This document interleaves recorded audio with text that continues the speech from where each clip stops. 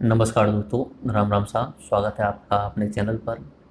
आज की lecture series जो है वो केटी सीरीज का एक नया लेक्चर है, नॉलेज ऑफ ट्रुथ। अब तक मैं 5 लेक्चर करा चुका हूँ। पहले लेक्चर में आपको मैंने जम्मू कश्मीर के इश्यू के बारे में समझाया था, जम्मू कश्मीर के सारे एस्पेक्ट्स आपको बताए थे 360 डिग्री में कवर करते हुए। उसके बाद मैंने आपको लेक्चर नंबर 2 में स्टैंडर्ड जीके का था एंड उसे उसी में शामिल करते हुए केटी सीरीज में भी शामिल किया था। महाद्वीप एवं महासागर को बताया था। उसके बाद में मैंने केटी सीरीज का लेक्चर नंबर 3 स्पेस टेक्नोलॉजी से रिलेटेड कराया था। उसके बाद हमने ग्लोबल क्लाइमेट चेंज का लेक्चर कराया था केटी सीरीज में। तो आज अपनी केटी सीरीज का लेक्चर नंबर 6 है। इस लेक्चर का पीडीएफ आपको नीचे डिस्क्रिप्शन में मिल जाएगा। लेक्चर का नाम है इंडियन डेमोक्रेसी, यानी इंडियन भारतीय लोकतंत्र के बहुत सारे एस्पेक्ट्स जो कहीं भी किसी भी एग्जाम में पूछे जा सकते हैं और एक भारतीय नागरिक होने के नाते आपको पता होना चाहिए। वो सारे एस्पेक्ट इस लेक्चर में कवर करने की कोशिश करूंगा। लेक्चर 1 घंटे से ऊपर का ही होगा, तो पूरा लेक्चर आप धैर्यपूर्वक देखें। आई गारंटेड यू बहुत सारी चीज़ें आपको नई सीखने को मिलेंगी। ओके, सबसे पहले मैं आपको इस लेक्चर के बारे में बता ही चुका हूँ कि भारतीय लोकतंत्र है, इसमें क्या क्या पढ़ने वाले हैं। इसमें सबसे पहले देखेंगे हम basic legal and political structure, यानी कानूनी एवं राजनीतिक ढांचा ऑफ इंडियन डेमोक्रेसी, भारतीय लोकतंत्र का। उसके बाद में हम बात करेंगे comparison of legislative and executive power, यानी विधायी एवं कार्यकारी शक्तियों की तुलना। ओके, उसके बाद में हम rule of law and checks and balances, ये आपने नाम सुना होगा, rule of law and rule by law. अपने पॉलिटी क्रैश कोर्स लेक्चर 1 में ये समझा चुका हूँ आपको रूल ऑफ लॉ क्या होता है एंड चेक्स एंड बैलेंसेज क्या होता है, लेकिन फिर से आज दोबारा समझाऊंगा रूल ऑफ लॉ क्या होता है, रूल बाय लॉ क्या होता है, चेक्स एंड बैलेंस यानी संतुलन एवं नियंत्रण का सिद्धांत क्या होता है।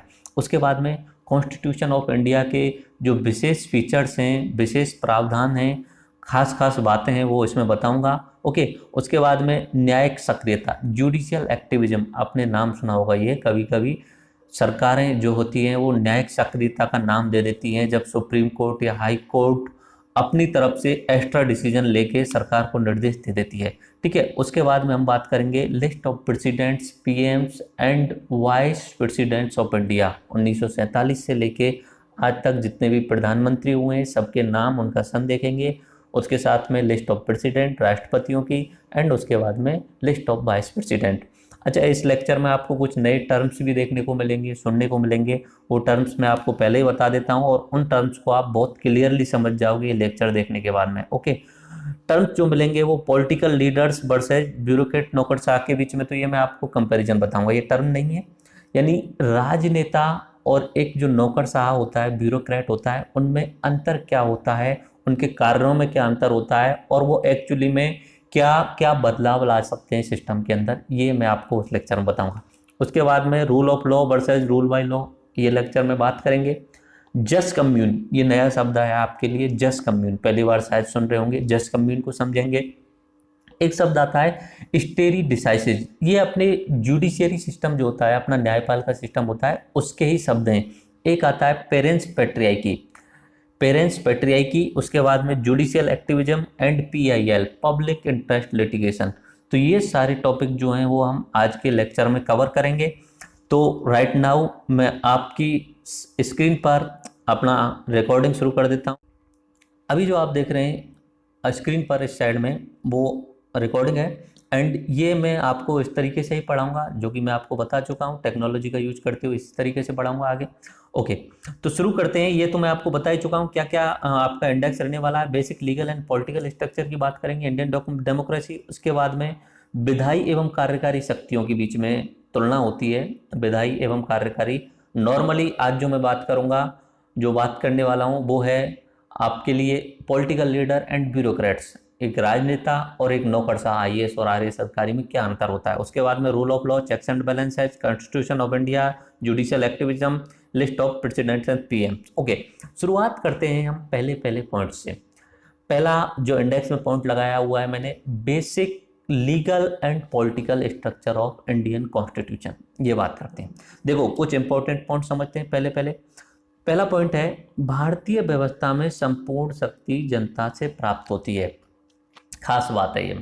मैं अपने पॉलिटी का जब इंट्रोडक्शन शुरुआत कराई थी तब मैंने आपको ये बात बताई थी कि सारी दुनिया में एक ही बात चलती रहती है कि ये संपत्ति किसकी है और इस संपत्ति पर अधिकार किसका है, और ये जो लोग बने हुए हैं गांव के या राज्य के या देश के, इन पर राज कौन करेगा।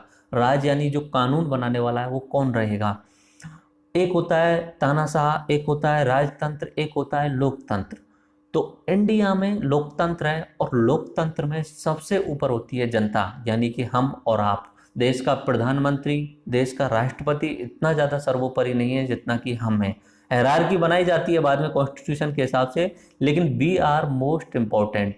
हम वोट देंगे तभी वो प्रधानमंत्री बनने वाला है, हम वोट देंगे तभी वो राष्ट्रपति बनने वाला है। हम इनडायरेक्टली वोट दे रहे हैं राष्ट्रपति के लिए, लेकिन वोट तो हम ही दे रहे हैं। हम एमएलए के लिए देते हैं और अदर एमपीज के लिए देते हैं और वो राष्ट्रपति चुनते हैं।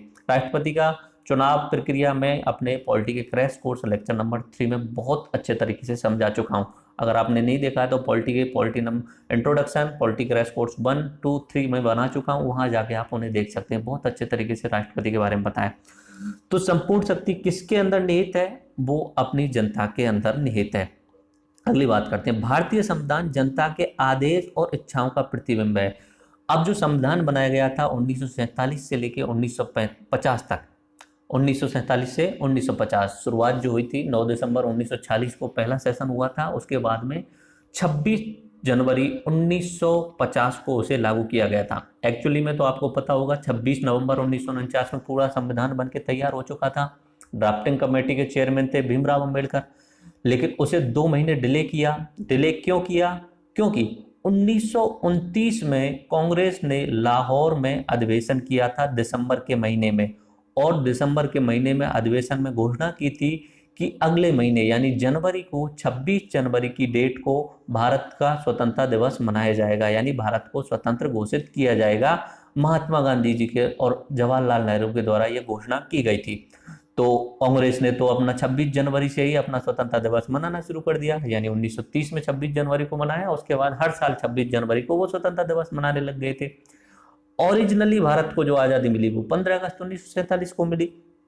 तो उस 26 जनवरी को यादगार बनाने के लिए और एक गैप देने के लिए कि साल में कम से कम 2 बार तो देशभक्ति पनपनी चाहिए। देखो, अपने इंडिया में एक देशभक्ति भी सिर्फ 24 घंटे के लिए पैदा होती है आपके अंदर। 15 अगस्त और 26 जनवरी के दिन, सिर्फ और सिर्फ 15 अगस्त और 26 जनवरी के दिन ही आपके अंदर देशभक्ति आती है।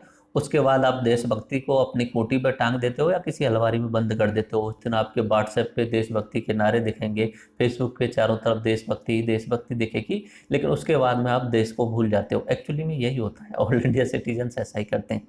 लेकिन इस तरीके की देशभक्ति गलत है, एंड ये एक तरीके से इंस्टेंटेनियस जो होती है, त्वरित देशभक्ति होती है, ये पूर्ण देशभक्ति नहीं होती है।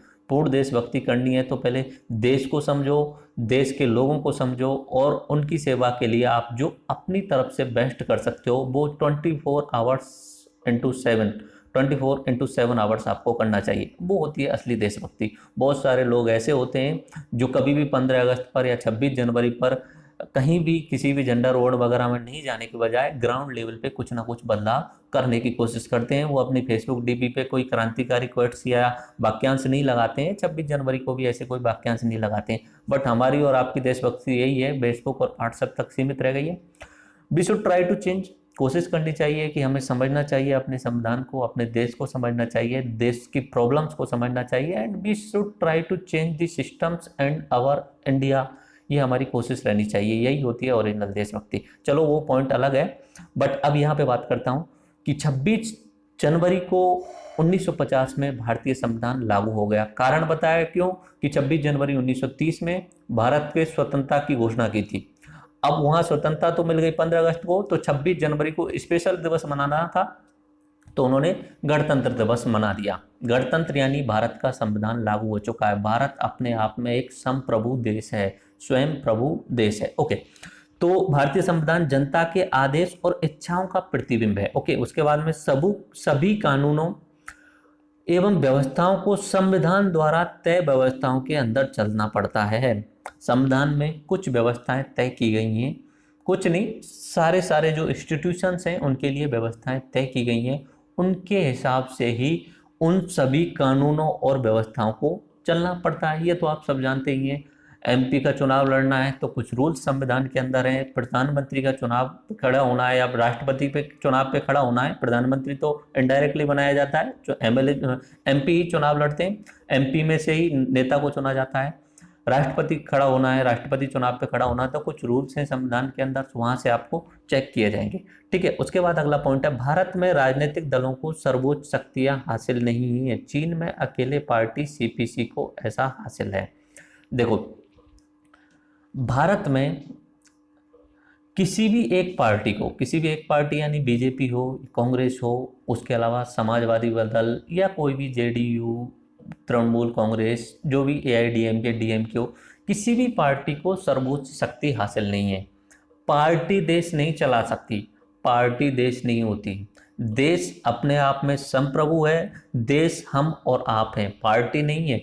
लेकिन चीन में क्या होता है, चीन में एक पार्टी है सिर्फ और सिर्फ सीपीसी, काफी बार बता चुका हूं, आज भी बताऊंगा ये सारी चीजें।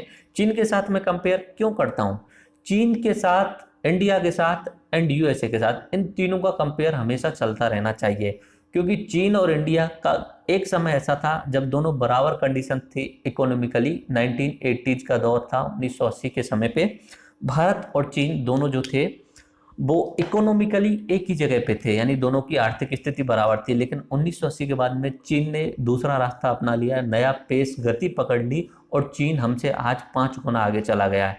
इंडिया की जो जीडीपी है वो $3 ट्रिलियन है, और चीन की जो जीडीपी है वो $15 ट्रिलियन के आसपास है। अमेरिका थोड़ा सा आगे, $19 $20 के आसपास में है।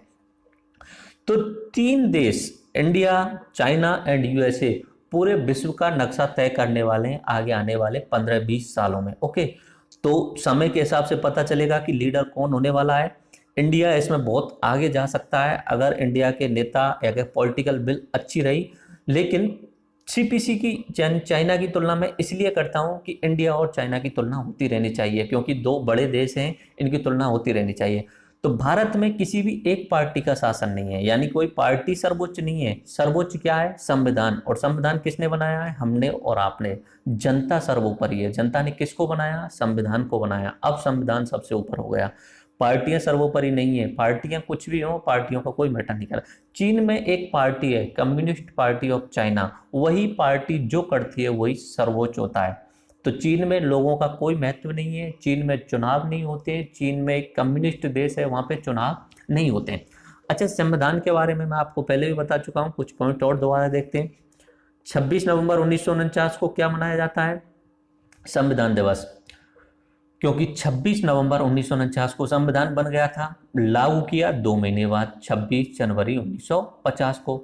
26 जनवरी 1950 को तो रिपब्लिक डे हो गया, यानी गणतंत्र दिवस हो गया। अब 26 नवंबर को क्या मनाया जाए, तो जब नरेंद्र मोदी सरकार बनी थी 2014 में, तो 2014 में 26 नवंबर को उन्होंने कॉन्स्टिट्यूशन डे यानी संविधान दिवस के रूप में शुरुआत कर दी। तो एग्जाम में पूछा जा सकता है कि कॉन्स्टिट्यूशन डे कब मनाया जाता है, तो 26 नवंबर को, एंड गणतंत्र दिवस 26 जनवरी को, और स्वतंत्रता दिवस 15 अगस्त को। ओके, अब यहाँ पे एक शब्द लिखा हुआ है मैंने, स्यूडो पैट्रियट्स, यानी छद्म देशभक्त। वैसे तो थोड़ा सा अभी समझाया, बट अभी यहाँ पे समझाने का कोई ऐसा इंपॉर्टेंट इश्यू नहीं है, कभी बाद में समझाऊंगा। थोड़ा सा इतना समझ लीजिए, छद्म देशभक्त जो मैंने अभी बताया था ना, 15 जनवरी और 15 अगस्त और 26 जनवरी को एक दिन के लिए देशभक्ति जो पनप उठती है ना, सिर्फ एक दिन के लिए, उस दिन बहुत भयंकर देशभक्ति पनपती है, उसके बाद में उस देशभक्ति को आप अलमारी में रख देते हो। ये होता है छद्म, यानी झूठा। आपके अंदर देशभक्ति नहीं है, एक्चुअली में वो जबरदस्ती पनप के आ रही है एक दिन के लिए। अगर आप देशभक्त हो तो आपको 365 दिन देशभक्ति दिखानी चाहिए। झूठा देशभक्त, तो आज के समय पे बहुत सारे देशभक्त ऐसे बन गए हैं झूठे, जो अपने आप को सबसे पहला देशभक्त घोषित करेंगे कि मैं देशभक्त हूं, और सामने वाले को क्या घोषित करने की कोशिश करेंगे, आप देशद्रोही हो। एक बात याद रखना, कभी भी कोई देशभक्त, ओरिजिनल देशभक्त अपने आप को कभी नहीं कहेगा कि मैं देशभक्त हूं, ओरिजिनलिटी है ये।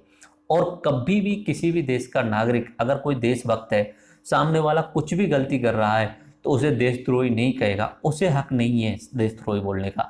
संविधान में कुछ रूल्स हैं, अगर सामने वाला उस संविधान के रूल्स का उल्लंघन कर रहा है तो आप उसके खिलाफ केस कर सकते हो, कोर्ट सजा सुनाएगी, कोर्ट उसे कुछ भी बोल सकती है, आपको उसे देशद्रोही बोलने का कोई हक नहीं है। लेकिन आज के टाइम पे तो क्या होता है, नेता जहां भी मन में आता है कि आपको पाकिस्तान भेज देंगे, ये देशद्रोही, ये देशद्रोही, जिसका मन में आए उसको बोल देते हैं देशद्रोही। मान लिया कोई व्यक्ति झंडे के सामने खड़ा नहीं हुआ, लेकिन इसका मतलब ये नहीं कि वो देशद्रोही हो गया। मैं कहता हूं अगर आपका राष्ट्रगान बज रहा है, राष्ट्रगीत बज रहा है, आपको खड़ा होना, खड़े होके वहां पे आपको आदर दिखाना चाहिए। लेकिन अगर आपने नहीं किया, अगर किसी ने, तो आपको कोई हक नहीं है कि उसे देशद्रोही घोषित कर दिया जाए। लेकिन आज के समय पे तो ऐसा ही है कि जहां कोई भी व्यक्ति जो अपने आप को छद्म देशभक्त है, ओरिजिनली देशभक्त दिखाता है, वो किसी को भी देशद्रोही घोषित कर सकता है। ये खतरनाक है किसी भी डेमोक्रेसी के लिए, क्योंकि जब देशभक्त अपने आप को बोलने लग जाएंगे ना कि मैं देशभक्त हूं, तो ये बहुत खतरनाक है। क्योंकि वो अपने आप को उस संविधान से ऊपर दिखाने लग जाते हैं, उस कोर्ट से ऊपर दिखाने लग जाते हैं, और अपने आप को कोर्ट, जज सब कुछ बनाने लग जाते हैं। जाओ पाकिस्तान भेज देते हैं, जहां मन करता है उसी को पाकिस्तान। तो स्यूडो पेट्रोट्स ये कभी और बाद में देखेंगे, अभी बस इतना ही चलते हैं। ओके, आगे चलते हैं। अपना कुछ मैंने यहाँ पे फ्लो चार्ट बनाया हुआ है इंडिया के लिए, इंडिया में कैसा सिस्टम चलता है। देखो, इंडिया में 4 पॉइंट आपके लिए दिखाए हुए हैं। सबसे ऊपर दिखाया गया है मैंने पीपल, यानी कौन है, जनता। सबसे ऊपर कौन है, जनता। उसके बाद में कॉन्स्टिट्यूशन यानी संविधान, उसके बाद में लॉज एंड सिस्टम, उसके बाद में पॉलिटिकल पार्टी। सबसे ऊपर कौन हुआ, जनता। उसके बाद में कौन आया, संविधान। जनता सर्वोपरि है, जनता ने नेताओं को चुना और नेताओं ने क्या बनाया, संविधान। अब इस संविधान में कुछ ढांचा तय किया गया है कि इस तरीके से पॉलिटिकल पार्टियां बनेंगी, इस तरीके से एग्जीक्यूटिव सिस्टम बनेगा, इस तरीके से अपना जुडिशरी सिस्टम बनेगा। तो ये संविधान जो है वो रास्ता दिखा रहा है किसके लिए, लॉज एंड सिस्टम्स के लिए, कानून एवं सिस्टम यानी जो तरीका होता है उसके लिए। और ये कानून और सिस्टम के दायरे के अंदर चल रही हैं पॉलिटिकल पार्टीज, यानी राजनीतिक पार्टी। जो भी पार्टी होगी, बीजेपी, कांग्रेस, जो भी होगी, वो इस कानून और सिस्टम के अंदर में चल रही होगी। एक एक करके देखते हैं। प्यूपिल, प्यूपिल is fountain head of all power. Bharat की संपूर्ण सत्ता का जो स्रोत है वो हम हैं। हम यानी मैं, आप, 135 करोड़ लोग। 135 करोड़ से ज़्यादा हो गए। 2011 में 121 करोड़ थे, लेकिन अभी 135 करोड़ से ऊपर हो गए। अब 125 करोड़ बोलना छोड़ना पड़ेगा, 135 करोड़ पे आना पड़ेगा। हम चीन को अगले 4 या 5 साल में छोड़ने वाले हैं, क्योंकि चाइना की जो पॉपुलेशन है वो 140 करोड़ है और हमारी 137 करोड़ हो गई है एक्चुअली आज के टाइम पे। तो हम छोड़ देंगे 4 साल में, 2022 तक हम उसे पीछे छोड़ देंगे। ठीक है, खुशी की बात है या दुख की, ये आप जानो। ओके, तो यहाँ पे सर्वोच्च जो सत्ता हुई वो किसके पास में हुई, वो सर्वोच्च सत्ता पावर होगी जनता के पास में। अब बात करते हैं कॉन्स्टिट्यूशन। कॉन्स्टिट्यूशन क्या बता रहा है, कॉन्स्टिट्यूशन 3 तरीके का सिस्टम बता रहा है, जो कि मैं आपको पॉलिटिकल जो क्रैश कोर्स है उसमें बताया था। एक बता रहा है कि fundamental right, fundamental duties and DPSP, ये तीनों चीजें एक साथ में बता रहा है। जो सामान्य नागरिक हैं, हम और आप, उनके मूलभूत अधिकार क्या हैं, मूलभूत अधिकार क्या हैं। 6 अधिकार बताए थे मैंने आपको, ठीक है, क्रैश कोर्स 1 में। फंडामेंटल ड्यूटीज बताई थी, ओरिजिनली 10 थी, बाद में एक और जोड़ दी तो 11 फंडामेंटल कर्तव्य यानी मूलभूत कर्तव्य। उसके बाद में DPSP, directive principles of state policy, किसी भी राज्य के कुछ नीति निर्देशक तत्व। ये 3 जो हैं वो अपना एक हिस्से में कॉन्स्टिट्यूशन के में लिखा हुआ है। एक हिस्से में क्या लिखा हुआ है, बेसिक पॉलिटिकल स्ट्रक्चर, कि भारत में अगर शासन चलाने के लिए कोई पॉलिटिकल पार्टी बनानी है, बीजेपी बनानी है, कांग्रेस बनानी है, कोई सपा बसपा जो भी बनानी है, इन रूल्स को फॉलो करना पड़ेगा। बेसिक पॉलिटिकल स्ट्रक्चर्स उन्होंने बता दिया कि लोकतंत्र के अंदर रहते ही आपको काम करना पड़ेगा। आपकी विचारधारा कुछ भी हो सकती है, आप कम्युनिस्ट हो सकते हो, आप लेफ्टिस्ट हो सकते हो, राइटिस्ट हो सकते हो, सेंट्रिस्ट हो सकते हो, दलित एक्टिविस्ट हो सकते हो, या कुछ भी हो सकते हो, लेकिन आपको चलना किसके अंदर पड़ेगा, basic political structure in the constitution of India. भारतीय संविधान में जो बेसिक पॉलिटिकल स्ट्रक्चर दिखाया है उसके अंदर ही काम करना पड़ेगा। अगर आप उससे इधर उधर काम करते हैं, यानी जैसा कि अपने माओइस्ट लोग करते हैं, माओवादी लोग करते हैं, वो अपने भारतीय संविधान को नहीं मानते, वो भारत की सरकार के खिलाफ खड़े हो जाते हैं, वो चुनावों में भाग नहीं लेने देना चाहते लोगों को। ठीक है, वो वहाँ पे उनके यहाँ पे कोई भी डेवलपमेंट प्रोजेक्ट अगर चालू होते हैं या कोई भी वहाँ पे इंडस्ट्री लगती है तो उसका विरोध करते हैं, तो उनको देशद्रोही बोल सकते हो और उनके खिलाफ सरकार जो है वो एक्शन ले सकती है। तो नॉर्मली आपकी विचारधारा कुछ भी हो, लेकिन आपको काम जो करना पड़ेगा भारतीय संविधान के तहत करना पड़ेगा, जो कि ड्राफ्ट किया गया था BR अम्बेडकर, भीमराव अम्बेडकर के द्वारा। उसके बाद में कॉन्स्टिट्यूशन में तीसरा जो पॉइंट मैंने इंपॉर्टेंट बताया था, structure, duties and power of government institutions. Bharat के संविधान में बहुत सारे ऐसे संस्थानों का निर्माण किया गया, संस्थान जो बनाए गए, यानी संसद बनाई गई, न्यायपालिका के लिए हाई कोर्ट, सुप्रीम कोर्ट बनाए गए, ठीक है। उसके अलावा एजुकेशन के लिए सिस्टम्स बनाए गए, बहुत सारे अलग अलग चीज़ों के लिए अलग अलग संस्थान बनाए गए, राज्यों में विधानसभाएं बनाई गई। तो इनके लिए स्ट्रक्चर, ढांचा क्या रहेगा, उनकी ड्यूटीज क्या रहेंगी, हर हर जो इंस्टीट्यूशन बनाया गया है, एक भी संस्थान बनाया गया है, उसकी ड्यूटीज क्या रहेंगी एंड पावर क्या रहेंगी, उनकी शक्तियां क्या रहेंगी, उनके कर्तव्य क्या हैं, उनके पास में पावर क्या है एंड उनका स्ट्रक्चर क्या है, ये उसमें बताया गया था। ओके, उसके बाद में यहाँ कॉन्स्टिट्यूशन ने बताया हुआ है कि आप इन तीनों को फॉलो करते हुए लॉज एंड सिस्टम बना सकते हो, लॉज एंड नियम एंड तरीका कानून बना सकते हो। तो नियम एंड कानून बनाने के लिए एक पूरा सिस्टम बना दिया चेक्स एंड बैलेंस का, ठीक है। चेक्स एंड बैलेंस का कैसे कानून तरीका बताया, मैं पहले भी बता चुका हूं आपको कि तीन चीज होते हैं किसी भी लोकतंत्र में, तीन स्तंभ होते हैं। एक बार दोबारा से आपके लिए पूर्ण रूप में आपको यहाँ पे मैं आपको बता देता हूँ। कोई भी देश का लोकतंत्र हो, लोकतंत्र के तीन स्तंभ होते हैं, लोकतंत्र के जो होते हैं वो तीन स्तंभ होते हैं। ओके, एक तो होता है अपना विधायिका, ये काफ़ी बार बता चुका हूँ, फिर भी एक बार और, विधायिका। दूसरा होता है कार्यपालिका और तीसरा होता है न्यायपालिका, न्यायपालिका जिसे क्या बोलते हैं इंग्लिश में, जुडिशरी। अब बताइए, विधायिका को इंग्लिश में क्या बोलते हैं, लेजिस्लेटिव, कार्यपालिका को एग्जीक्यूटिव एंड न्यायपालिका को जुडिशरी। विधायिका का काम क्या होता है, विधायिका का काम होता है कानून बनाना। आपको अगर ध्यान हो तो पॉलिटी के इंट्रोडक्शन वाले लेक्चर में मैंने आपको बताया था कि संविधान की जरूरत क्या पड़ी। आपको मैंने एक गांव का एग्जाम्पल देके बताया था कि ये अगर एक गांव है, इस गांव में 100 लोग रहते हैं, अलग अलग जाति के, अलग अलग धर्मों के, अलग अलग संप्रदाय, इस तरीके से वहाँ पे लोग रहेंगे और वहाँ पे जो संपत्ति है उस पर अधिकार जमाने के लिए लोग आपस में लड़ते रहेंगे। तो आपस में लड़ाई झगड़े ना हो, इसके लिए कानून बनाने की जरूरत पड़ती है। और उन कानूनों को अगर संविधान में लिख दिया जाए, एक किताब में लिख दिया जाए, तो उसे संविधान बोला जाता है। तो अब कानून बनाने के लिए सिस्टम बनाना पड़ेगा, ठीक है। सिस्टम क्या बनाया कि जो 100 परिवार थे उनमें से एक एक व्यक्ति को चुन करके मुखिया के रूप में यहाँ बीचों बीच में एक सभा बना दी गई, ग्राम सभा मान लो या संसद मान लो, ठीक है। वहाँ पे भेजा गया और वो 100 लोग मिलकर तय करेंगे कि गांव की इस जमीन पे किसका कब्जा है और किसका रहना चाहिए। ये गांव का तालाब है, इस पर कोई कब्जा नहीं कर सकता, ये सार्वजनिक है। गांव का रोड है, यहाँ पे कोई भी घर नहीं बना सकता। इस तरीके से वहाँ पे कुछ नियम बनाएंगे। तो ये बोला जाता है विधायिका। कानून बनाने का काम कौन करता है, विधायिका। ग्राम पंचायत के लेवल पे मैंने बताया था, गाँव के लेवल पे मैंने बताया था ग्राम पंचायत कानून बनाती है। राज्य के लेवल पे मैंने बताया था विधानसभा कानून बनाती है, और देश के लेवल पे मैंने बताया था कि संसद कानून बनाती है, कानून बना दिए। अब कानून बना के किताब में लिख दिया। संविधान एंड कानून अलग अलग होते हैं। संविधान में पूरा का पूरा बेसिक ढांचा है। अब उस बेसिक ढांचा में से बहुत सारे अलग अलग कानून बनाने पड़ते हैं हर चीज के लिए। अगर कहीं पे भी दहेज के कारण अत्याचार हो रहा है तो दहेज निवारण कानून, SC/ST एक्ट या कुछ भी कानून बनाने पड़ते हैं जो ग्राउंड लेवल पे जाके पारित करना है। संविधान तो एक बार बन गया, उसमें भी संविधान में संशोधन का प्रावधान है आर्टिकल नंबर 368 के तहत।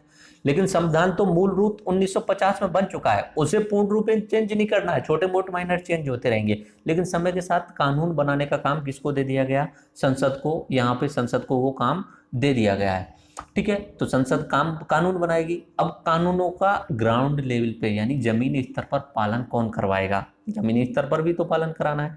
तो जमीनी स्तर पर पालन कराने के लिए कार्यपालिका बनाई गई, एग्जीक्यूटिव, जो एग्जीक्यूशन करवाएंगे, वो जो कानून बनाए उनको ग्रामीण लेवल पे कार्यान्वयन कराएंगे। तो कार्यपालिका नॉर्मली दो प्रकार की होती है, एक होती है राजनीतिक और एक होती है प्रशासनिक। राजनीतिक और प्रशासनिक। राजनीतिक कार्यपालिका में वो लोग आते हैं जो मंत्रिपरिषद के सदस्य होते हैं, नॉर्मली PM और उनके साथ में जितने भी मंत्री हैं। ऐसे ही राज्य में CM और उनके साथ में जो भी मंत्री हैं। MLA वगैरह राज्य कार्यपालिका में नहीं आएंगे। MLA MP नॉर्मली अगर वो मंत्री नहीं है तो वो सिर्फ और सिर्फ किसका हिस्सा है? विधायिका का। जब कानून बनेगा तब उन्हें हाथ खड़ा करना है कि हाँ इसमें कानून के समर्थन में हूँ या इसके विरोध में हूँ, ठीक है। लेकिन राजनीतिक कार्यपालिका में जो लोग आते हैं वो होते हैं पीएम और उनके साथ के मंत्री। ऐसे ही राज्य के लेवल पे सीएम और उनके साथ के मंत्री, गांव के लेवल पे सरपंच और छोटे छोटे उनके साथ में कुछ होता है, ठीक है, वो होते हैं। अब होता है उनके साथ में ही एक ढांचा और चलता है जिसे बोला जाता है प्रशासनिक ढांचा और प्रशासनिक कार्यपालिका। अब प्रशासनिक कार्यपालिका जो होती है नॉर्मली पढ़े लिखे यानी एग्जाम पास करके आए हुए सदस्यों का समूह होता है। ओके, तो पीएम के साथ साथ में इधर की साइड में आईएएस आरएएस अधिकारी जो होते हैं वो प्रशासनिक कार्यपालिका के सर्वोच्च पदों पर होते हैं। उसके अलावा जितने भी सरकारी कर्मचारी होते हैं वो प्रशासनिक कार्यपालिका के रूप में आते हैं। ओके, क्योंकि वही कानूनों का कार्यान्वयन करवा रहे हैं, वही करवा रहे हैं। भले ही ग्राउंड लेवल पे कोई टीचर है ना, तो वो भी प्रशासनिक कार्यपालिका के अंदर ही आता है, क्योंकि वो पढ़ा रहा है, रूल्स बनाया है कि ग्रामीण लोगों को फ्री में एजुकेशन देना है, कानून तो बना दिया, उसका एजुकेशन कराने के लिए आपको कुछ लोग चाहिए तो उन्हें टीचर वगैरह। तो नॉर्मली प्रशासनिक कार्यपालिका के जो टॉप पोस्ट पे होते हैं वो आईएएस अधिकारी या स्टेट लेवल पे जो भी पीसीएस होती है, आरएएस राजस्थान लेवल पे आरएएस होता है, तो वो लोग वहाँ पे होते हैं, आईएएस आरएएस इस तरीके से प्रशासनिक कार्यपालिका में होते हैं। ओके, अब बात आई कि इन्होंने तो विधायिका ने कानून बना दिया, कार्यपालिका ने कानून का पालन करवा दिया। अब चेक कौन करेगा कि कानून सही है और कार्यपालन जो कराया है ग्राउंड लेवल पे वो सही पूर्ण रूप से करवाया है या भ्रष्टाचार किया है? तो उस कानून की देखभाल करना एंड कार्यपालिका की देखभाल करना वो सब किसका काम है? न्यायपालिका का। अगर कहीं पे भी किसी भी कंस्ट्रक्शन में अगर रोड बनाया गया है और रोड में बहुत सारी खामियां कर दी गई हैं, तो आप जाएंगे किसके पास में? न्यायपालिका चेक करेगी कि वहां पे कार्यपालिका ने या तो सही रूप से कार्य किया है या नहीं किया है। अगर नहीं किया है तो उनको सजा दिली जाएगी। ओके, तो विधायिका कानून बनाना, कार्यपालिका कानूनों का क्रियान्वयन करना और न्यायपालिका कानूनों की देखभाल करना। कानूनों की देखभाल के साथ साथ में संविधान का रक्षक भी होती है न्यायपालिका। कॉन्स्टिट्यूशन जो है उसका रक्षक कौन है? न्यायपालिका। ओके, तो ये अपना लोकतंत्र है, उसकी खास बात है, इस वाले में मैं आपको डिटेल में समझा दिया। यहाँ पे देख लीजिए, लेजिस्लेटिव कानून बनाना, एग्जीक्यूटिव कार्यपालिका कानूनों का पालन करवाना, जुडिशरी कानूनों की व्याख्या करना, ठीक है, ये होता है। अब बात करते हैं पॉलिटिकल पार्टी। अब यहाँ पे लॉज एंड सिस्टम बन गए, तो अब पॉलिटिकल पार्टी जाएंगी चुनाव लड़ने के लिए, वही आगे रूल्स यहाँ पे कार्यपालिका जो बनने वाली है उसमें रोल निभाने वाली है, या विधायिका जो बनने वाली है उसमें रोल निभाने वाली है। तो पॉलिटिकल पार्टी जो होती हैं नॉर्मली पार्टीज बनती हैं, पार्टी चुनाव में भाग लेती हैं और वो सरकार का निर्माण कराती हैं। सरकार का निर्माण कराने के बाद में वो कानून बनाती हैं अपने अपने हिसाब से, और कानूनों से फिर से अलग से पार्टी बनती है। ओके, तो ये अपना एक पूरा सिस्टम चलता रहता है। तो मैंने आपको इंडिया का पूरा सिस्टम समझा दिया। सबसे ऊपर कौन है? लोग। दूसरे नंबर पे कौन है? संविधान। उसके बाद में संविधान के तहत बनाए गए कानून एवं सिस्टम। उसके अलावा पॉलिटिकल पार्टीज आती हैं। तो संपूर्ण सत्ता का जो सर्वोच्च फाउंटेन हेड है वो कौन है? वो आप जनता है। ओके, कॉन्स्टिट्यूशन में आपको 3 चीज मैंने आपको अलग अलग बताई थी, fundamental right, FD fundamental duties and DPSP. Okay, and laws and कानून बनाने का सिस्टम मैंने आपको बताया था पॉलिटिकल पार्टी। अच्छा, अब चलते चलते मैं आपको यहाँ पे चाइना का भी एग्जाम्पल बता देता हूँ, चाइना में कैसे सिस्टम चलता है। ये तो इंडिया का तो मैंने बताया था। सबसे ऊपर कौन? ये पीपल यानी जनता हो गई। दूसरे नंबर पे कौन आया? कॉन्स्टिट्यूशन यानी संविधान हो गया। उसके अलावा कौन आया तीसरे नंबर पे? लॉज एंड सिस्टम, ठीक है। और पार्टीज कहाँ पे आ गई? नीचे नीचे, लास्ट में। अब चाइना में क्या होता है कि द पार्टी जो है वो सर्वोच्च है। कम्युनिस्ट पार्टी ऑफ चाइना, वो जो दल है वो सबसे ऊपर है। उसके बाद में उनके साथ में रहती है सेना चाइना की जो है वो पार्टी के कहने पे चलती है। इंडिया की जो सेना है वो न्यूट्रल है। देखो, इंडिया की सबसे खास बातों में से एक खास बात यह भी है कि 1947 से लेके आज तक इंडिया की सेना न्यूट्रल रही है। कभी भी किसी पार्टी या कभी भी तानाशाह दिखाने की कोशिश नहीं की, क्योंकि इंडिया का जो चेक्स एंड बैलेंस का सिस्टम बना हुआ है वो बहुत ही अच्छा है, बहुत ही अच्छा है इंडिया का चेक्स एंड बैलेंस का सिस्टम। तो इंडिया की जो आर्मी है वो कभी भी राजनीति में दखल नहीं देती है, इंडिया के लॉज बनाने में उनमें दखल नहीं देती है। इंडिया की आर्मी अपना काम स्वतंत्र रूप से करती रहती है, जबकि ऐसा और देशों में नहीं होता है। जहां पे भी सिस्टम कोलैप्स होने लगता है, वहां की राजनीति फेल होने लगती है, तो तुरंत आर्मी वाले वहां पे सत्ता को हथिया लेते हैं। जैसे कि अपना पाकिस्तान है, पाकिस्तान देख लीजिए। पाकिस्तान के अलावा बहुत सारे देश हैं जहाँ पे आप ऐसा देख सकते हैं, जैसे कि मिस्र में ऐसा हुआ था, वहाँ पे भी आर्मी ने पूरा सिस्टम हथिया लिया था। चीन में तो वहाँ पे आर्मी ही इम्पोर्टेंट है, सीपीसी के साथ में मिलकर काम करती है, पीपल्स लिबरेशन आर्मी, जिसकी सेना जो है वो 23 लाख के आसपास है। इंडिया की जो सेना है वो 13 लाख के आसपास है। एंड यूएसए की सेना जो है वो 15 लाख के आसपास है। तो इंडिया तीसरे नंबर पे आता है सेना के मामले में। ओके, तो यहाँ पे पार्टी सबसे इंपॉर्टेंट है, उसके बाद में मिलिट्री। अब ये पार्टी और ये मिलिट्री मिलके क्या बना रहे हैं, लॉज एंड सिस्टम। पार्टी मिलके बना रही है, जबकि इंडिया में पार्टी सबसे नीचे है।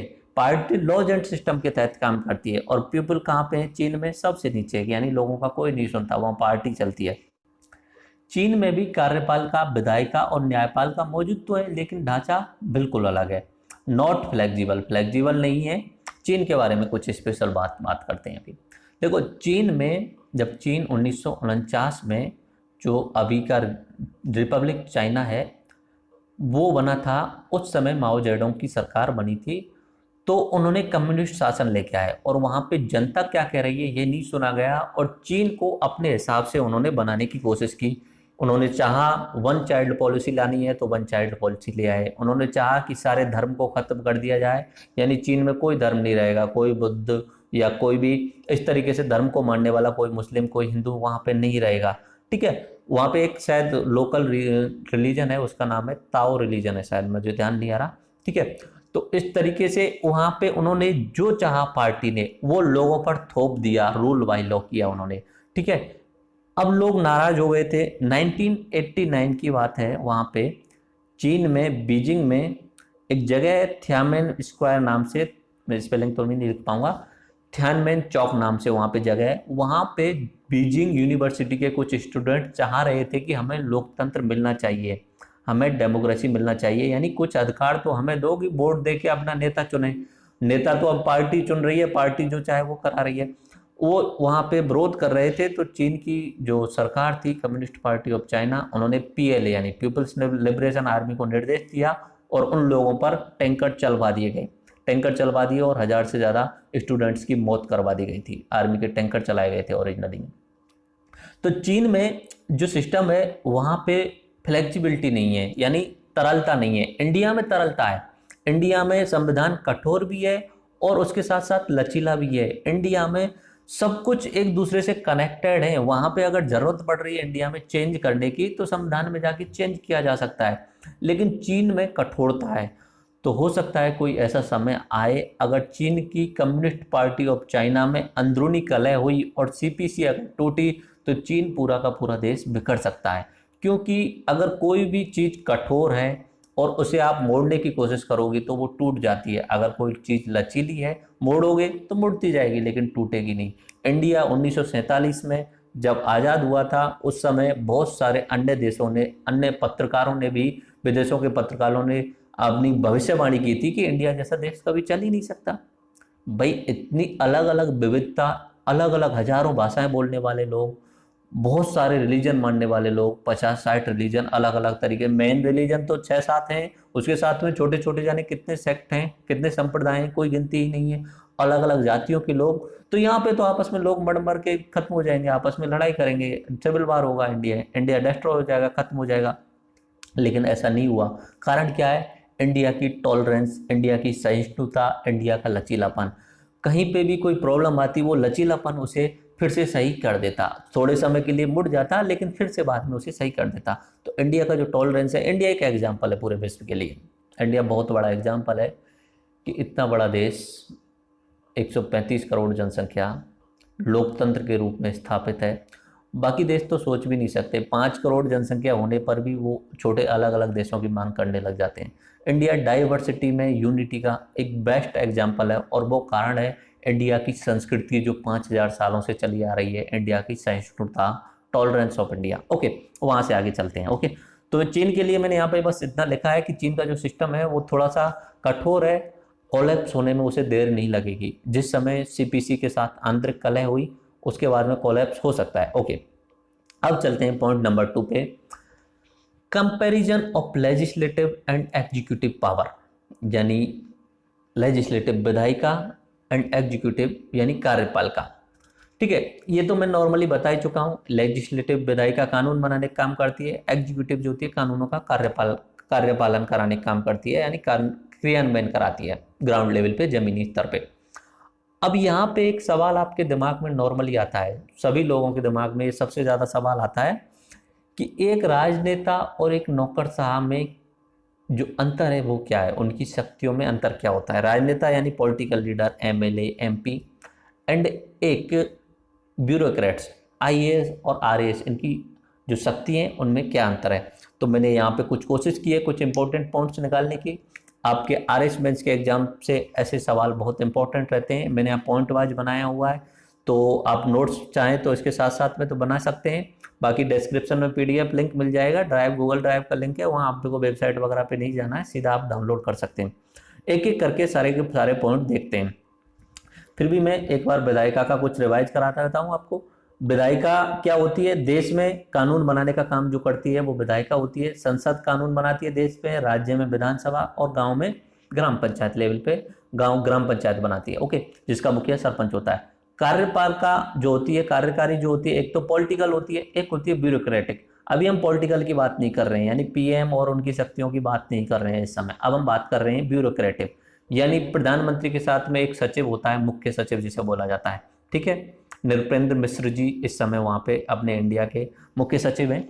ऐसे ही बहुत सारे आईएएस अधिकारी होते हैं। हर मंत्री के साथ में एक एसोसिएटेड अधिकारी होता है जो पढ़ा लिखा होता है और एग्जाम पास करके हुए आता है। ठीक है, तो उनमें और जो एमपी और एमएलए होते हैं उनके जो शक्तियां हैं उनमें अंतर देखते हैं। देखो एक एक करके देखते हैं। राजनीतिक प्रतिनिधि कानून बनाते हैं, लॉ बनाने का काम किसका है, एमपी एंड एमएलए। एमपी देश के लेवल पे, एमएलए राज्य के लेवल पे। नौकरशाह इसे लागू करते हैं एंड रूल्स एंड रेगुलेशंस बनाते हैं। लागू कराने वाली बात तो मैंने पहले ही बता दी। अब आइए रूल्स एंड रेगुलेशन वाली बात। एक्चुअली में जो एमपीज होते हैं संसद में, जो कोई भी कानून बनता है एक ओवरव्यू बनता है, ड्राफ्ट के रूप में बन के आता है। उसमें माइन्यूट लेवल पे, छोटे छोटे लेवल पे क्रियान्वयन कैसे कराना है, ये सारी की सारी जो उसमें एडिटिंग होती है बाद में, वो कौन करते हैं, ब्यूरोक्रेट्स करते हैं। कानून बन गया, कोई भी कानून बन गया, ट्रिपल तलाक का कानून बन गया, ठीक है, उस कानून को ग्राउंड लेवल पे इम्प्लीमेंट कराने के लिए माइन्यूट डिटेल्स लिखनी पड़ती हैं, एक एक चीज की डिटेल लिखनी पड़ती है। वो काम कौन कर रहे हैं, वो अपने आईएएस अधिकारी कर रहे हैं अपने सेंटर लेवल पे। ठीक है, तो नौकरशाह ऐसे लागू भी कराते हैं। और रूल्स एंड रेगुलेशन, छोटे छोटे माइन्यूट रूल्स एंड रेगुलेशन। कानून तो बन जाता है, कानून बन गया, जैसे आज कानून बन गया, उसे लागू होने में कम से कम 3 या 4 महीने लगते हैं। क्यों लगते हैं 3 या 4 महीने, क्योंकि कानून तो ऊपर ऊपर बना है, ओवरव्यू बना है उसका, जो एमपीज ने बनाया है वो ओवरव्यू होता है, उसकी माइन्यूट डिटेलिंग, छोटी छोटी डिटेलिंग होने में 3-4 महीने आराम से लग जाते हैं।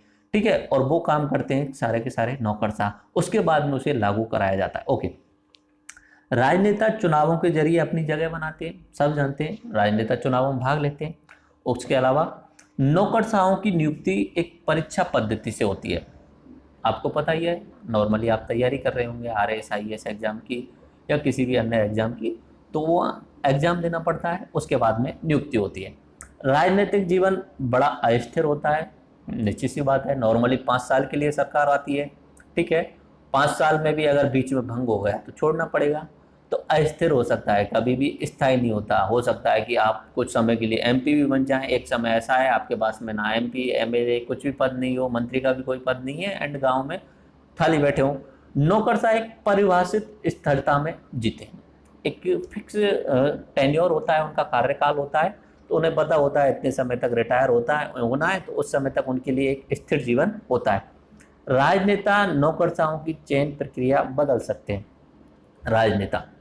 राजनेता चाहें तो संसद में जाके यूपीएससी में बदलाव कर सकते हैं कि यूपीएससी में आगे क्या जो एग्जाम होने वाला है उसमें कुछ भी चेंज किए जा सकते हैं, यानी नौकरशाहों की चयन प्रक्रिया बदली जा सकती है। यूपीएससी में किस प्रकार का चयन करना है नए लोगों को, वो राजनेता कर सकते हैं। जैसे कि मोदी सरकार ने अभी कुछ निर्णय लिया था लेटरल एंट्री, कि आईएएस आरएएस जो आ रहे हैं वो तो आ ही रहे हैं, उसके साथ साथ में बिना एग्जाम के कुछ कुछ लोगों को सरकार अपनी सुविधा अनुसार आईएएस भी बना सकती है। ठीक है, वो लेटरल एंट्री, तो वो चाहें राजनेता तो नौकरशाहों की चयन प्रक्रिया बदल सकते हैं।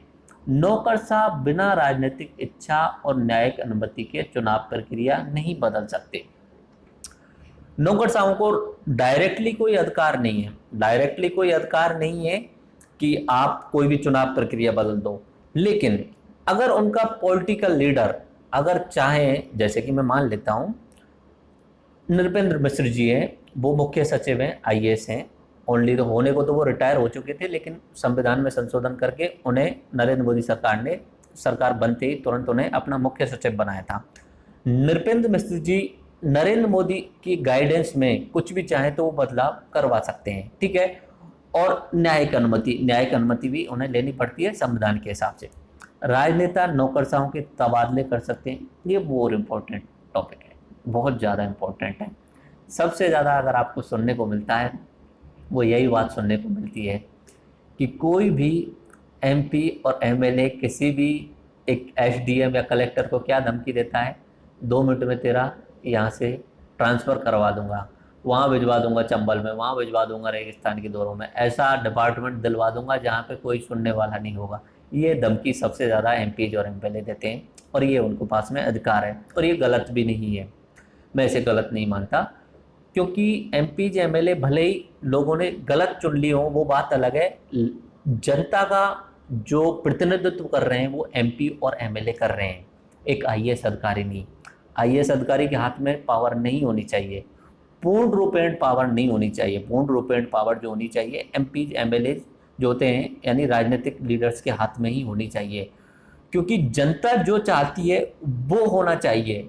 हो सकता है आईएएस अधिकारियों के दिमाग में कुछ नई उपज आ जाए, लेकिन जरूरी नहीं है आईएएस अधिकारी जो अपने दिमाग में कोई क्रिएशन लेके आए वो जनता चाह रही हो। लोकतंत्र है, लोकतंत्र में जनता जो चाहेगी वही होता है। ठीक है, लेकिन इसके दुष्परिणाम भी बहुत सारे होते हैं। बाहुबली नेताओं को लोग जिता देते हैं। अब गलती किसकी है इसमें? गलती सबसे ज़्यादा इंपॉर्टेंट जनता की है, क्योंकि जनता जाति का नाम लेके या समीकरण को देख के वोट देती है। अब उसमें क्या होता है, बाहुबली लोग जीत जाते हैं या इस तरीके के लोग जीत जाते हैं जो जब किसी को भी धमकी दे देते हैं, ना कि पढ़े लिखे नहीं होते हैं वो राजनेता, और किसी भी आईएएस अधिकारी या आरएएस अधिकारी को धमकी दे सकते हैं।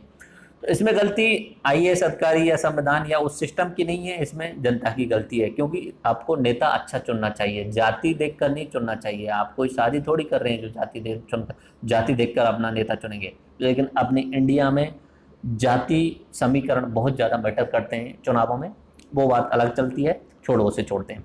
ठीक है, राजनेता जो होते हैं इलेक्टेड सिविल अथॉरिटी होते हैं, तो राजनेता चाहें तो नौकरशाहों के तबादले जब चाहें तब करा सकते हैं। ओके, नौकरशाह जो राजनेता कानून तोड़े उन्हें गिरफ्तार कर मुकदमा चला सकते हैं। राजनेताओं के लिए भी कुछ कानून है, संविधान के अंदर ही कानून काम करना पड़ेगा उन्हें, तो एमपी हो या एमएलए हो या मंत्री हो। ठीक है, अगर वो संविधान का उल्लंघन कर रहे हैं और यहाँ पे पावर है अपने ब्यूरोक्रेट्स के पास में कि संविधान का उल्लंघन कर रहे हैं, उनके खिलाफ कार्रवाई की जाए, ठीक है, तो राजनेताओं को वो गिरफ्तार भी किया जा सकता है। लेकिन संविधान के तहत पॉलिटिकल डिजायर में तो कुछ भी अपनी मनमर्जी से ट्रांसफर कराया जा सकता है। ओके, एक नाम यहाँ पे चल रहा है टीएन सेशन जी, आपने शायद सुना होगा। टीएन सेशन 1990 के दशक तक 1990 तक अपने इंडिया में बूथ कैप्चरिंग बहुत ज़्यादा होती थी। बिहार में, यूपी में बूथ कैप्चरिंग का मतलब उस समय इलेक्ट्रॉनिक वोटिंग तो होती नहीं थी, मट पेटियाँ होती थी, उनमें डाल के कागज़ से वोट डाला जाता था, और बाहुबली लोग चुनाव में खड़े होते थे और अपने गुर्गों को वो बूथ पे भेज देते थे। जैसे चुनाव खत्म हुआ, बूथ से जितनी भी पेटियाँ थी उन्हें उठा के ले गए और उनमें अपनी मर्जी के वहाँ पे पर्चियाँ डाल दी, बूथ कैप्चरिंग हो जाती थी। ठीक है, तो 1990 तक ये अपने यूपी, बिहार, पश्चिम बंगाल और बहुत सारी जगह खूब चलता था, अच्छे तरीके से चलता था। इलेक्शन कमीशन चाहते हुए भी कुछ नहीं कर पाता था, क्योंकि पॉलिटिकल डिजायर भी उतनी अच्छी नहीं होती थी। अब इलेक्शन कमीशन में जो अधिकारी थे वो भी इतना ज़्यादा बदलाव नहीं चाहते थे। 1990 में 1990 के दशक में टीएन सेशन नाम के एक आईएएस अधिकारी को सीईसी, चीफ इलेक्शन कमीशन बनाया गया। चीफ इलेक्शन कमीशन ठीक है, मुख्य चुनाव आयुक्त बनाया गया और उन्होंने पूरा का पूरा सिस्टम चेंज कर दिया।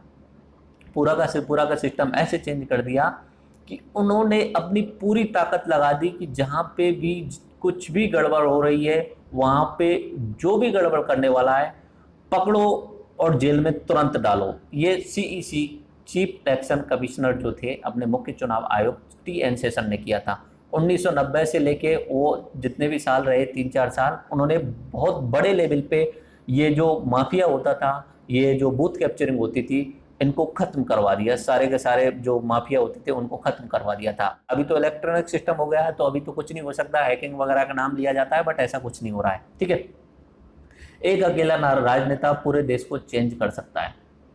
अगर पॉलिटिकल डिजायर अच्छी हो तो पूरा देश चेंज हो सकता है। ठीक है, इसका एग्जाम्पल आप देख सकते हैं, डेन जाओपिंग 1979 तक चीन माओ सेतुंग के अंडर में था। उसके बाद में सेकंड पॉलिटिकल लीडर आए उनके, डेंग जाओपिंग। उन्होंने माओ सेतुंग के जो रूल्स थे, माओ सेतुंग बोल सो या माओ जेडुंग बोल लो, अलग अलग नाम उस तरीके से बोल सकते हैं। माओ सेतुंग के जो रूल थे उन्हें चेंज करके कैपिटलिज्म को फॉलो किया, एक तरीके से अपने दरवाजे खोल दिए थे पूरे विश्व के लिए था।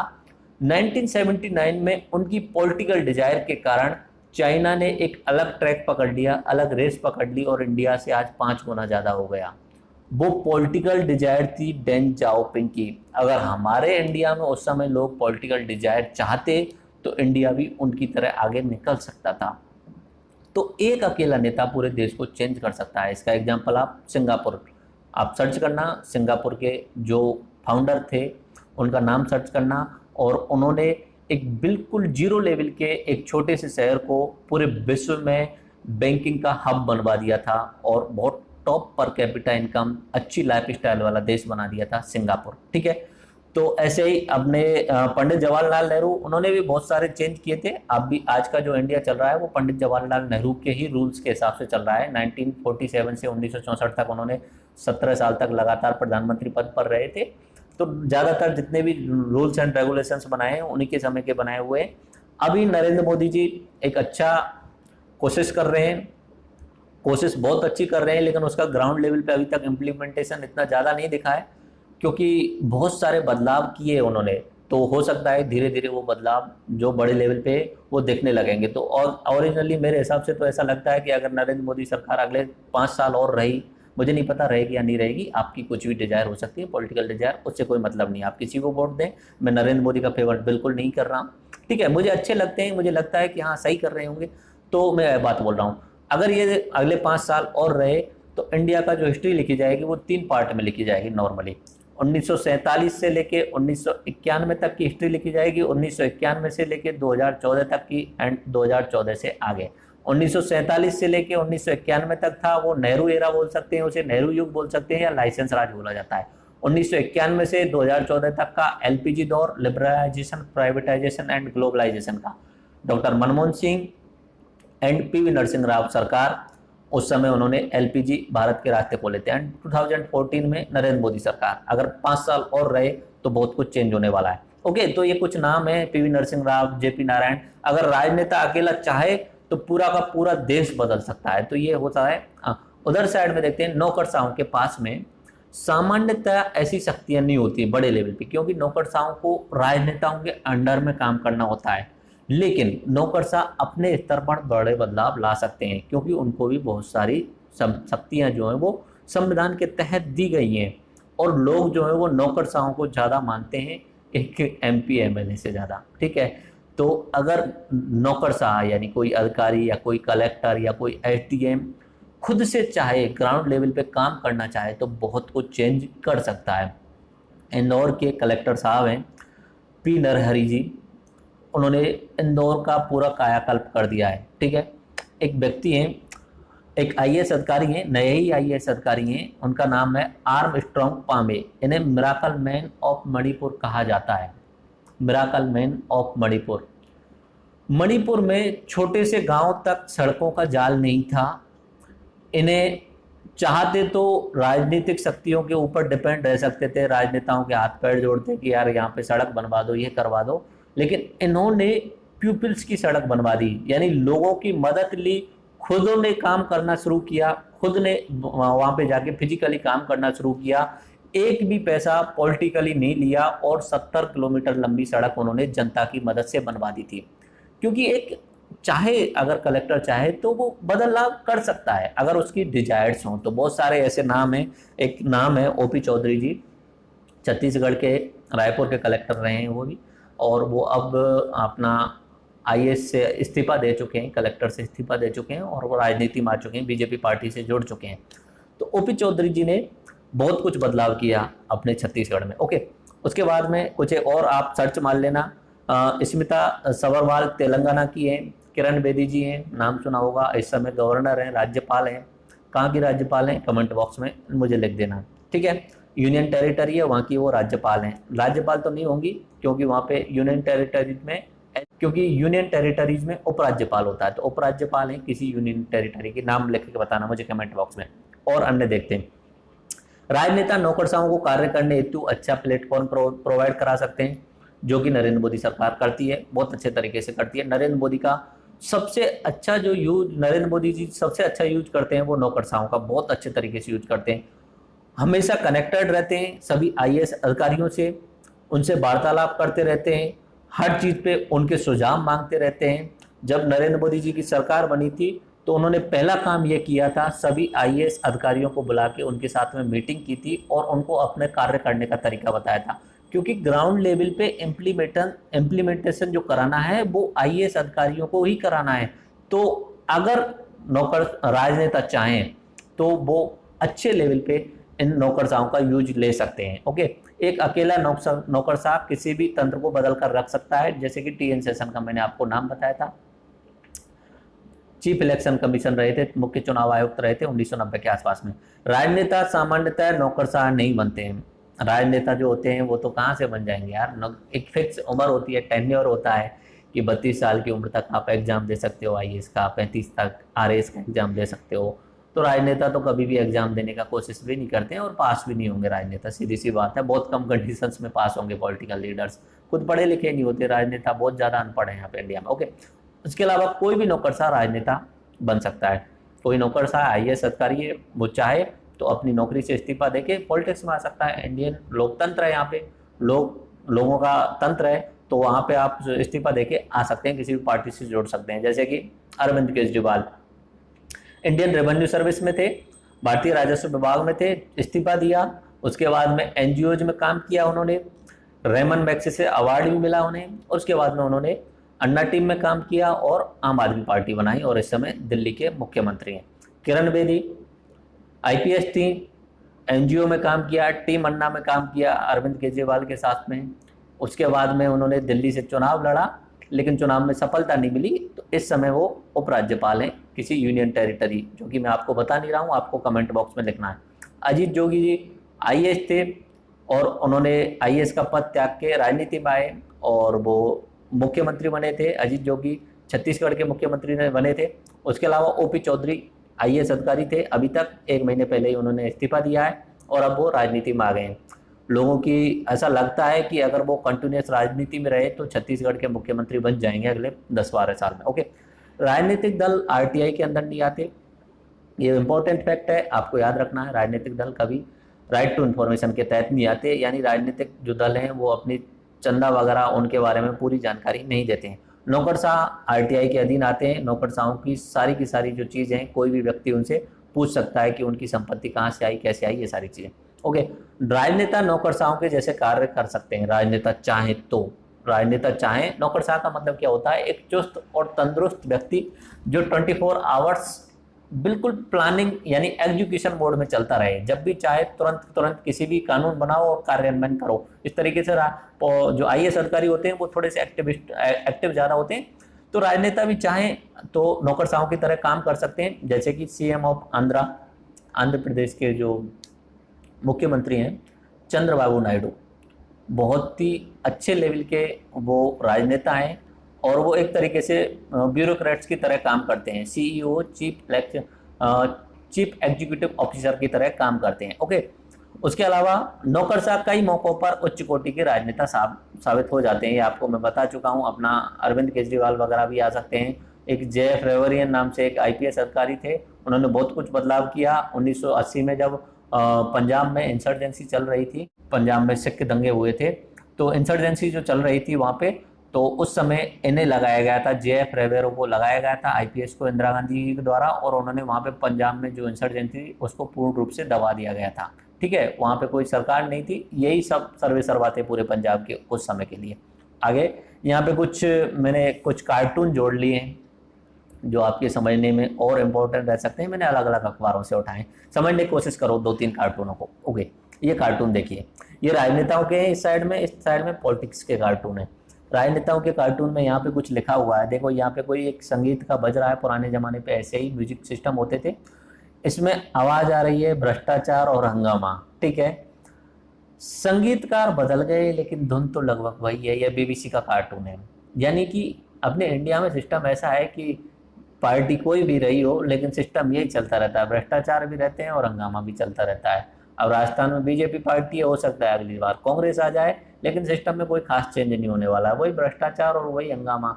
बीजेपी वाले हंगामा करने का काम करेंगे, कांग्रेस वाला भ्रष्टाचार करने का काम करेंगे। आज के समय पे बीजेपी वाले भ्रष्टाचार कर रहे हैं, कांग्रेस वाले हंगामा कर रहे हैं। इस तरीके से यहाँ चलता रहेगा। ये राजनीतिक सटायर है, राजनीतिक कार्टून है। एक और देखिए, राजनीति। सुनो अपनी जाति धर्म, यहाँ पे एक व्यक्ति है जो फांसी लगाने जा रहे हैं, अपना फांसी लगाने जा रहे हैं, तो वहाँ पे लिखा हुआ है, ये पीछे से नेता आ गए हैं, अलग अलग पार्टीज के नेता आ गए हैं, कोई भी पार्टी मान सकते हो, इनमें कोई नाम नहीं है। सुनो अपनी जाति धर्म समाज दृष्टिकोण वगैरह स्पष्ट करके जाओ, बाद में बड़ी दिक्कत होती है कि कौन किस साइड में ले इसे। ठीक है, लोग मरने पर भी राजनीति करते हैं। ये अपना एग्जाम्पल आप ले सकते हैं, बहुत सारी जगह एग्जाम्पल ले सकते हैं। जो कि एक बार दिल्ली में हुआ था, एक व्यक्ति ने पेड़ से लटक कर के आत्महत्या कर दी थी रैली में। अरविंद केजरीवाल जी रैली कर रहे थे उस रैली में, और रैली चलती रही थी, और उसका ही बाद में उन्होंने राजनीतिकरण कर लिया था। ओके, इधर की साइड में नौकरशाहों के लिए कुछ चित्र दिखाए गए हैं, इमेज। ये सबसे इम्पोर्टेंट इमेज है, ये वाला जो आप देख रहे हैं, ये जो लाल बत्ती दिख रहे हैं ना, सबसे पहला दिमाग में अगर आपके दिमाग में कुछ आता है ना, तो वही आता है लाल बत्ती। आईएएस आरएएस बनने के बाद में लाल बत्ती मिल जाएगी, अधिकारी बन जाएंगे, पावर में आ जाएंगे, दहेज मिलेगा। ये बस एक दिमाग में ऐसा रहता है। चलो छोड़ो, उस बात पे ज़्यादा नहीं बोल। यहाँ पे एक और दूसरा कार्टून देखिए, यहाँ पे मीडिया है, सरकार है, न्यायपालिका है, ब्यूरोक्रेसी है, और आम आदमी यानी हम और आप हैं। ठीक है, अब इसमें सवाल है कि कौन करप्ट है, कि कौन भ्रष्टाचारी है। तो सब एक दूसरे की तरफ उंगली कर रहे हैं, और सबसे ज़्यादा कौन पिस रहा है यहाँ पे, बीच में आम आदमी। मीडिया बोल रहा है कि नेत सरकार भ्रष्टाचार कर रही है, सरकार क्या बोल रही है, तो जुडिशरी जो है वो गड़बड़ कर रही है, जुडिशरी क्या बोल रही है, ब्यूरोक्रेसी गड़बड़ कर रही है। इधर ब्यूरोक्रेसी क्या कर रहा है, मीडिया गड़बड़ कर रहा है। तो ये एक दूसरे पर आरोप लगा रहे हैं, और सबसे ज़्यादा नुकसान किसको हो रहा है, the power fountain power of the Indian democracy, यानी हम और आप। सर्वोच्च सत्ता जिनके पास में है, हम और आपको, वो कुछ भी नहीं कर पा रहे हैं, और जो जिनको हमने बनाया है वो पूरे पूरे मजे ले रहे हैं। ओके, अब चलते हैं अगला point, rule of law checks and balance है। ये मैं काफ़ी बार समझा चुका हूँ। रूल ऑफ लॉ अभी थोड़ी देर पहले समझाया था। रूल ऑफ लॉ का मतलब हुआ कि आपके पास में लॉ बना हुआ है, कानून बना हुआ है, उसके तहत ही आपको काम करना पड़ेगा। इंडिया में कॉन्स्टिट्यूशन बना हुआ है, उसके तहत ही आपको सारे कानून काम करने पड़ेंगे। ओके, और एक होता है rule by law. Rule by law, चीन वाला जो एग्जांपल मैंने आपको बताया था वो रूल बाय लॉ होता है। सबसे ऊपर कौन है, कम्युनिस्ट पार्टी ऑफ चाइना। उसके बाद में सबसे नीचे कौन आ रहे हैं, लोग। तो कम्युनिस्ट पार्टी ऑफ चाइना अपने हिसाब से रूल बना सकती है और उन लोगों को दबा सकती है। रूल बाय लॉ यानी डंडा है लॉ का। ठीक है, इधर की साइड में रूल ऑफ लॉ, भारत में रूल ऑफ लॉ संविधान है, संविधान के अंदर आती हैं बाकी चीजें, और फाउंटेन हेड कौन है, जनता है वहां पे। तो पार्टियां नीचे हैं, जनता ऊपर है। तो संविधान के तहत इन पार्टियों को काम करना पड़ेगा। पार्टी अपनी मनमर्जी लॉ नहीं बना सकती, पार्टी इस संविधान के तहत जो दिए गए हैं उनके हिसाब से लॉ बनाएंगी। तो ये रूल ऑफ लॉ होता है। कानून का राज क्या होता है, कानून के राज में 3 तत्व शामिल होते हैं। नॉर्मली आपको बताया, मनमानी शक्तियों का अभाव होता है। मनमानी शक्तियों का अभाव यानी किसी एक व्यक्ति के पास में पावर नहीं होनी चाहिए, पावर नहीं होनी चाहिए। आपने सुना होगा, power corrupts and absolute power corrupts absolutely, यानी सत्ता भ्रष्ट करती है और संपूर्ण सत्ता पूर्ण रूप से भ्रष्ट करती है। ये होता है, ऑटोमेटिक होता है। एक सत्ता को पचाना हर किसी के बस की बात नहीं होती है। फेम को पचाना, सत्ता को पचाना, ये नॉर्मल व्यक्ति की बात होती ही नहीं है, क्योंकि ये सत्ता आते ही एक माया ऐसी चीज है जो आपको भ्रमित कर देती है ऑटोमेटिकली। तो जैसे ही पावर आती है उसका मिसयूज करने लग जाते हैं लोग, ऐसे समझने लग जाते हैं कि पावर के अब तो हम क्यों हो गए, राजा हो गए, बस हमारे ऊपर ये सब कुछ, ठीक है। तो पावर करप्ट करती है and absolute power absolutely corrupt करती है। तो यहाँ पे मनमानी शक्तियों का अभाव है। पूरे इंडियन डेमोक्रेसी में किसी भी एक सिस्टम को पूर्ण शक्तियां नहीं दी गई हैं। कार्यपालिका को अलग दी गई हैं, कार्यपालिका के अलावा विधायिका को अलग दी गई हैं और न्यायपालिका को अलग शक्तियां दी गई हैं, ठीक है। तो ये शक्तियों का बंटवारा कर दिया गया है। कानून के समक्ष समानता होनी चाहिए। अगर कहीं पे कानून का राज है, अगर रूल ऑफ लॉ है, तो वहां पे कानून के समक्ष समानता होनी चाहिए। कानून जो है वो पूरे देश के लिए समान होना चाहिए। इसका मतलब ये नहीं कि एमएलए के, एमपी के लिए अलग और सामान्य जनता के लिए अलग, ऐसा बिल्कुल भी नहीं होता। जो भी कानून बनेगा वो सभी लोगों के लिए इक्वल रहेगा, ठीक है। उसके बाद बात करते हैं संविधान, द कॉन्स्टिट्यूशन बनना चाहिए। एक शब्द आता है जस्ट कम्यून, इसे मैं थोड़ा सा आगे समझाता हूँ। यहाँ पे इसे बस नाम लेके छोड़ देता हूँ, जस्ट कम्यून, आगे समझाता हूँ। यहाँ पे रूल बाय लॉ की बात हुई, रूल ऑफ लॉ की बात हुई, अब रूल बाय लॉ की बात कर रहा हूँ मैं, जो कि अभी थोड़ी देर पहले बताया था। रूल बाय लॉ चाइना में, रूल बाय लॉ एक होता है ऑफ, कानून का, और बाई यानी द्वारा, यानी ये डंडा है, ये डंडा के रूप में यूज करना है। ये कानून यानी संविधान प्रमुख है, जनता प्रमुख है। तो इंडिया में कानून का राज है और चाइना में जो है वो डंडा यूज किया जा रहा है कानून का, ओके। तो चाइना में जो है रूल बाय लॉ है, कानून द्वारा, ठीक है। यहाँ पे पार्टी राज कर रही है और इंडिया में जो राज कौन कर रहा है वो संविधान है। संविधान के तहत अलग अलग पार्टी आएंगी, लेकिन सर्वोच्च कौन है, संविधान। देख लीजिए इंडिया का सिस्टम, आपको दिखा देता हूँ एक बार मैप में अच्छे तरीके से देखिए। देखो सबसे ऊपर कौन हो गया, कॉन्स्टिट्यूशन। कॉन्स्टिट्यूशन से भी ऊपर कौन है, पीपल, हम और आप, ओके। कॉन्स्टिट्यूशन बताता है लेजिस्लेटिव, एग्जीक्यूटिव एंड जुडिशरी, ये तीन शक्तियां बांट दी गई। लेजिस्लेटिव में प्रेसिडेंट सबसे प्रमुख होगा, उसके बाद में पार्लियामेंट होगी, संसद होगी, और संसद के दो हिस्से हैं, राज्यसभा और Lok Sabha. Rajya Sabha upper house, Lok Sabha lower house, उच्च सदन राज्यसभा, निम्न सदन लोकसभा। उसके अलावा एग्जीक्यूटिव में प्राइम मिनिस्टर एंड उनके मंत्री आएंगे। उसके अलावा पॉलिटिकल के साथ साथ में ब्यूरोक्रेटिव एग्जीक्यूटिव होती है, आईएएस अधिकारी, आरएएस अधिकारी। तीसरा होता है जुडिशरी, ठीक है। जुडिशरी सिस्टम तो अपना एकीकृत है, इंटीग्रेटेड है, सबसे ऊपर से नीचे चलता है सिस्टम। सुप्रीम कोर्ट के नीचे हाई कोर्ट के नीचे डिस्ट्रिक्ट कोर्ट, उसके अलावा सेशन कोर्ट वगैरह भी होते हैं, और ग्राम पंचायत लेवल पे भी कोर्ट वगैरह होने लग गई हैं। चाइना का सिस्टम देखिए, चाइना में सबसे ऊपर कौन हो गई, पार्टी हो गई। पार्टी का साथ कौन दे रहे हैं, मिलिट्री दे रही है, और डिसिप्लिन के इंस्पेक्शंस, कुछ अनुशासन के नियम ये दे रहे हैं। चाइना में पार्टी का साथ ये मिलिट्री दे रही है। अब ये पार्टी क्या कर रही है, पार्टी ने दिखाने के लिए कुछ वहाँ पे एक संसद जैसा कुछ बनाया हुआ है, वहाँ पे इस तरीके से नेशनल पीपल्स कांग्रेस, वहाँ पे संसद का नाम है वहाँ की चाइना की संसद का नाम है नेशनल पीपल्स कांग्रेस, दिखाने के लिए, कोई इंपॉर्टेंट रोल नहीं है, ठीक है। और उनके अंदर में आता है जुडिशियल सिस्टम, अंडर में आ रहा है संसद के अंदर में, ओके। ये इनके अंदर में स्टेट काउंसलिंग आते हैं, गवर्नमेंट आती है।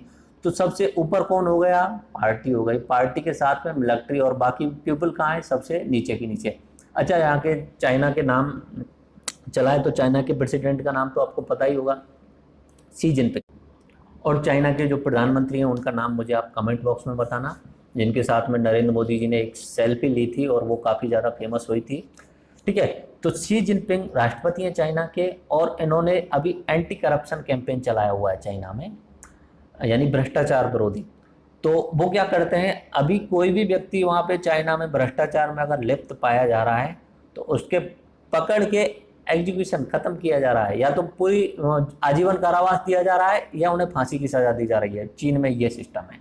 तो पार्टी का हेड कुछ भी कर सकता है।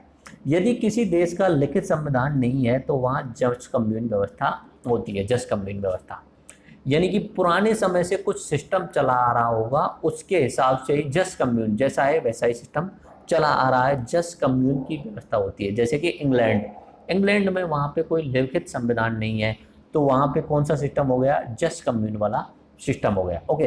देख लीजिए जस्ट कम्यून कैसा बनता है। देखो जस्ट कम्यून जो है वो लैटिन वर्ड है, लैटिन भाषा, लैटिन भाषा मैंने आपको बताया था, ग्रीस यूनान में बोली जाती थी ग्रीक भाषा, और इटली इटली जिसमें रोमन साम्राज्य था। बहुत बार बता चुका हूँ इस लेक्चर्स इन चीज़ों को मैं, सभ्यताओं के बारे में भी, और वर्ल्ड हिस्ट्री का जो पहला लेक्चर होगा वो भी यही होने वाला है, विश्व की प्राचीन सभ्यताएं। मैंने आपको बताया था यूरोप की 2 इम्पोर्टेंट सभ्यताएं हैं, एक तो है ग्रीक यानी यूनान, और एक है आज के समय का इटली और पुराने समय का रोमन साम्राज्य। तो जो रोमन साम्राज्य था वहाँ पे साइंस एंड टेक्नोलॉजी काफ़ी डेवलप थी। तो नॉर्मली जितने भी शब्द आपको सुनने को मिलते हैं आज के समय पे, वो या तो बोला जाएगा ये तो लैटिन भाषा से लिया गया है या ग्रीक भाषा से। तो लैटिन भाषा जो थी वहाँ रोमन साम्राज्य की थी। तो जस कम्यून लैटिन भाषा का शब्द है, यह उन अपरिवर्तनीय यानी जो चेंज नहीं हो सकते कानून सिद्धांतों का समूह है जिनसे मिलकर सामान्य नागरिक कानून बनता है। पुराने समय से चले आ रहे हैं 400-500 सालों से, और अपरिवर्तनीय हैं, ठीक है। लेकिन एक किताब में नहीं लिखे हैं सारे के सारे, एक हर चीज की अलग अलग किताब है, या मौखिक भी याद हो सकते हैं, मौखिक भी याद हो सकते हैं। जैसे कि अपने इंडिया में खाप पंचायत चलती है, ग्रामीण लेवल पे हरियाणा वगैरह उस साइड में खाप पंचायत चलती है, खाप पंचायत। तो वहाँ पे मौखिक संविधान है उनका, ठीक है। वो अपनी मन मर्जी से रूल्स बनाए हुए हैं, उन्होंने खाप पंचायत के हिसाब से रूल्स बनाए हुए हैं। तो वो क्या हुआ, जस कम्यून, ठीक है। अब हम न्यायपालिका की तरफ बढ़ रहे हैं, थोड़ा थोड़ा न्यायपालिका की तरफ, धीरे धीरे अभी न्यायपालिका की तरफ बढ़ने वाले हैं।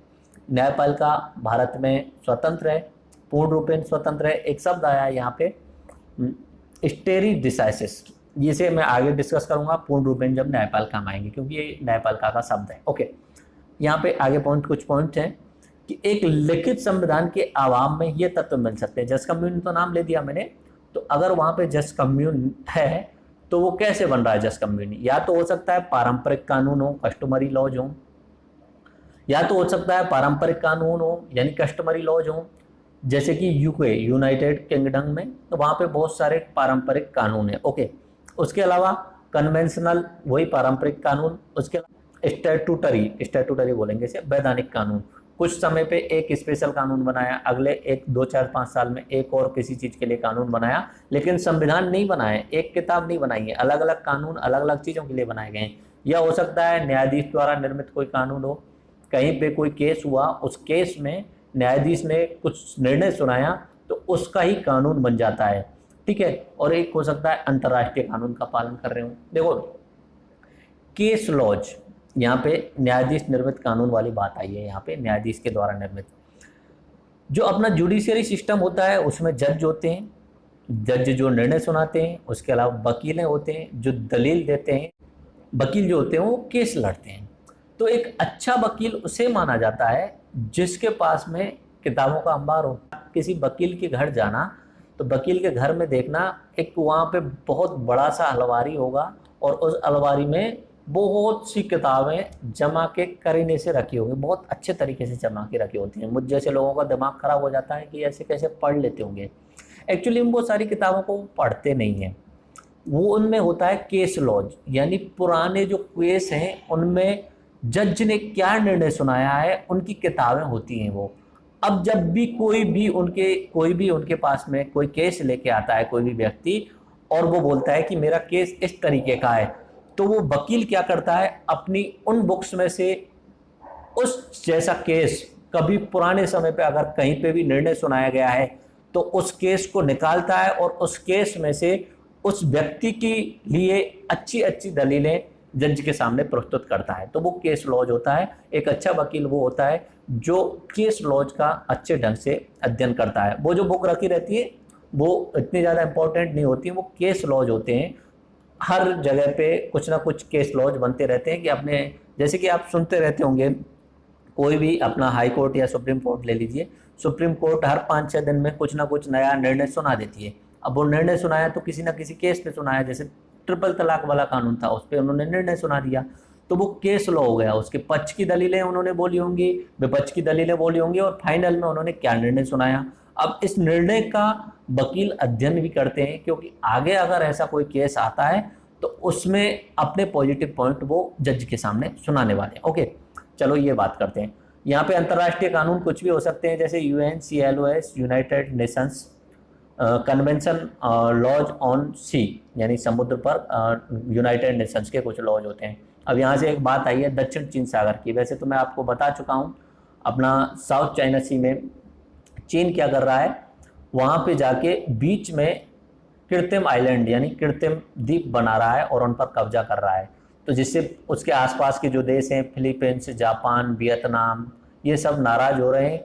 और ये जो हो रहा है, चीन जो कर रहा है, वो United Nations convention law on sea, इसका उल्लंघन कर रहा है। ठीक है, तो ये अंतर्राष्ट्रीय कानून हो सकते हैं। ये मैं आपको अपने लेक्चर में बता चुका हूँ, करंट अफेयर्स के लेक्चर्स में बता चुका हूँ, पूरा का पूरा इमेज के साथ मैंने आपको डिटेल से समझाया था दक्षिण चीन सागर वाला। ओके, जहां सर्वोच्च, अगला पॉइंट चलते हैं, जहां भारतीय सर्वोच्च न्यायालय संसद द्वारा निर्मित किसी भी कानून को असंवैधानिक करार दे सकता है, संसद ऐसे नए कानून जो पुरानी तिथि से प्रभावी हों उन्हें पारित कर सकता है, या सुप्रीम कोर्ट में पुनः निरीक्षण याचिका दे सकता है, या उपचारात्मक याचिका दायर कर सकता है। एक केस लेते हैं, देखो एक केस लेते हैं। बात है राजीव गांधी सरकार की 1987 1988 की, 1987-88 का। इंदौर में एक महिला थी शाह बानो नाम की, उनके पति ने उन्हें तलाक दे दिया था। तलाक देने के बाद में उनका जो रूल है, मुस्लिम पर्सनल लॉ बोर्ड है, उसके तहत उनके लिए कोई भी प्रावधान नहीं होता उनके मुआवजे का। जो तलाकशुदा औरत है उनके लिए कोई मुआवजे का प्रावधान नहीं होता। तो तलाक के बाद में उन औरत ने, शाह बानो ने, सुप्रीम कोर्ट में अपना केस डाल दिया और सुप्रीम कोर्ट ने निर्णय सुनाया कि इस महिला के लिए हर्जाना दिया जाना चाहिए उसके पति के द्वारा। जबकि मुस्लिम पर्सनल लॉ बोर्ड था, उसमें ये कोई कानून नहीं था। लेकिन सुप्रीम कोर्ट ने बोला कि सरकार को कानून बनाना पड़ेगा, ये राइट्स की बात है, अधिकारों की बात है, कानून बनाना पड़ेगा शाह बानो के लिए या पूरी मुस्लिम महिलाओं के लिए, जो अभी चल रहा है इश्यू दोबारा से। तो वहां पे सुप्रीम कोर्ट ने डिसीजन दे दिया। अब क्या कर सकता है, अब सरकार के पास में एक ऑप्शन बचता है, एक ऑप्शन बचा, या तो वो दोबारा से सुप्रीम कोर्ट जाए, सुप्रीम कोर्ट जाए, बोले कि आप दोबारा से चेक कीजिए। तो इसे बोला जाता है रिव्यू पिटीशन, यानी पुनः निरीक्षण याचिका।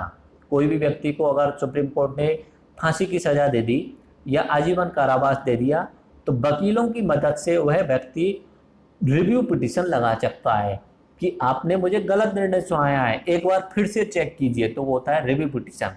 ठीक है, उस रिव्यू पिटीशन में भी अगर कुछ निर्णय सुना दिया, वही निर्णय सुना दिया, तो फिर भी आपके पास में अधिकार है क्यूरेटिव पिटीशन लगाने का, उपचारात्मक याचिका लगाने का।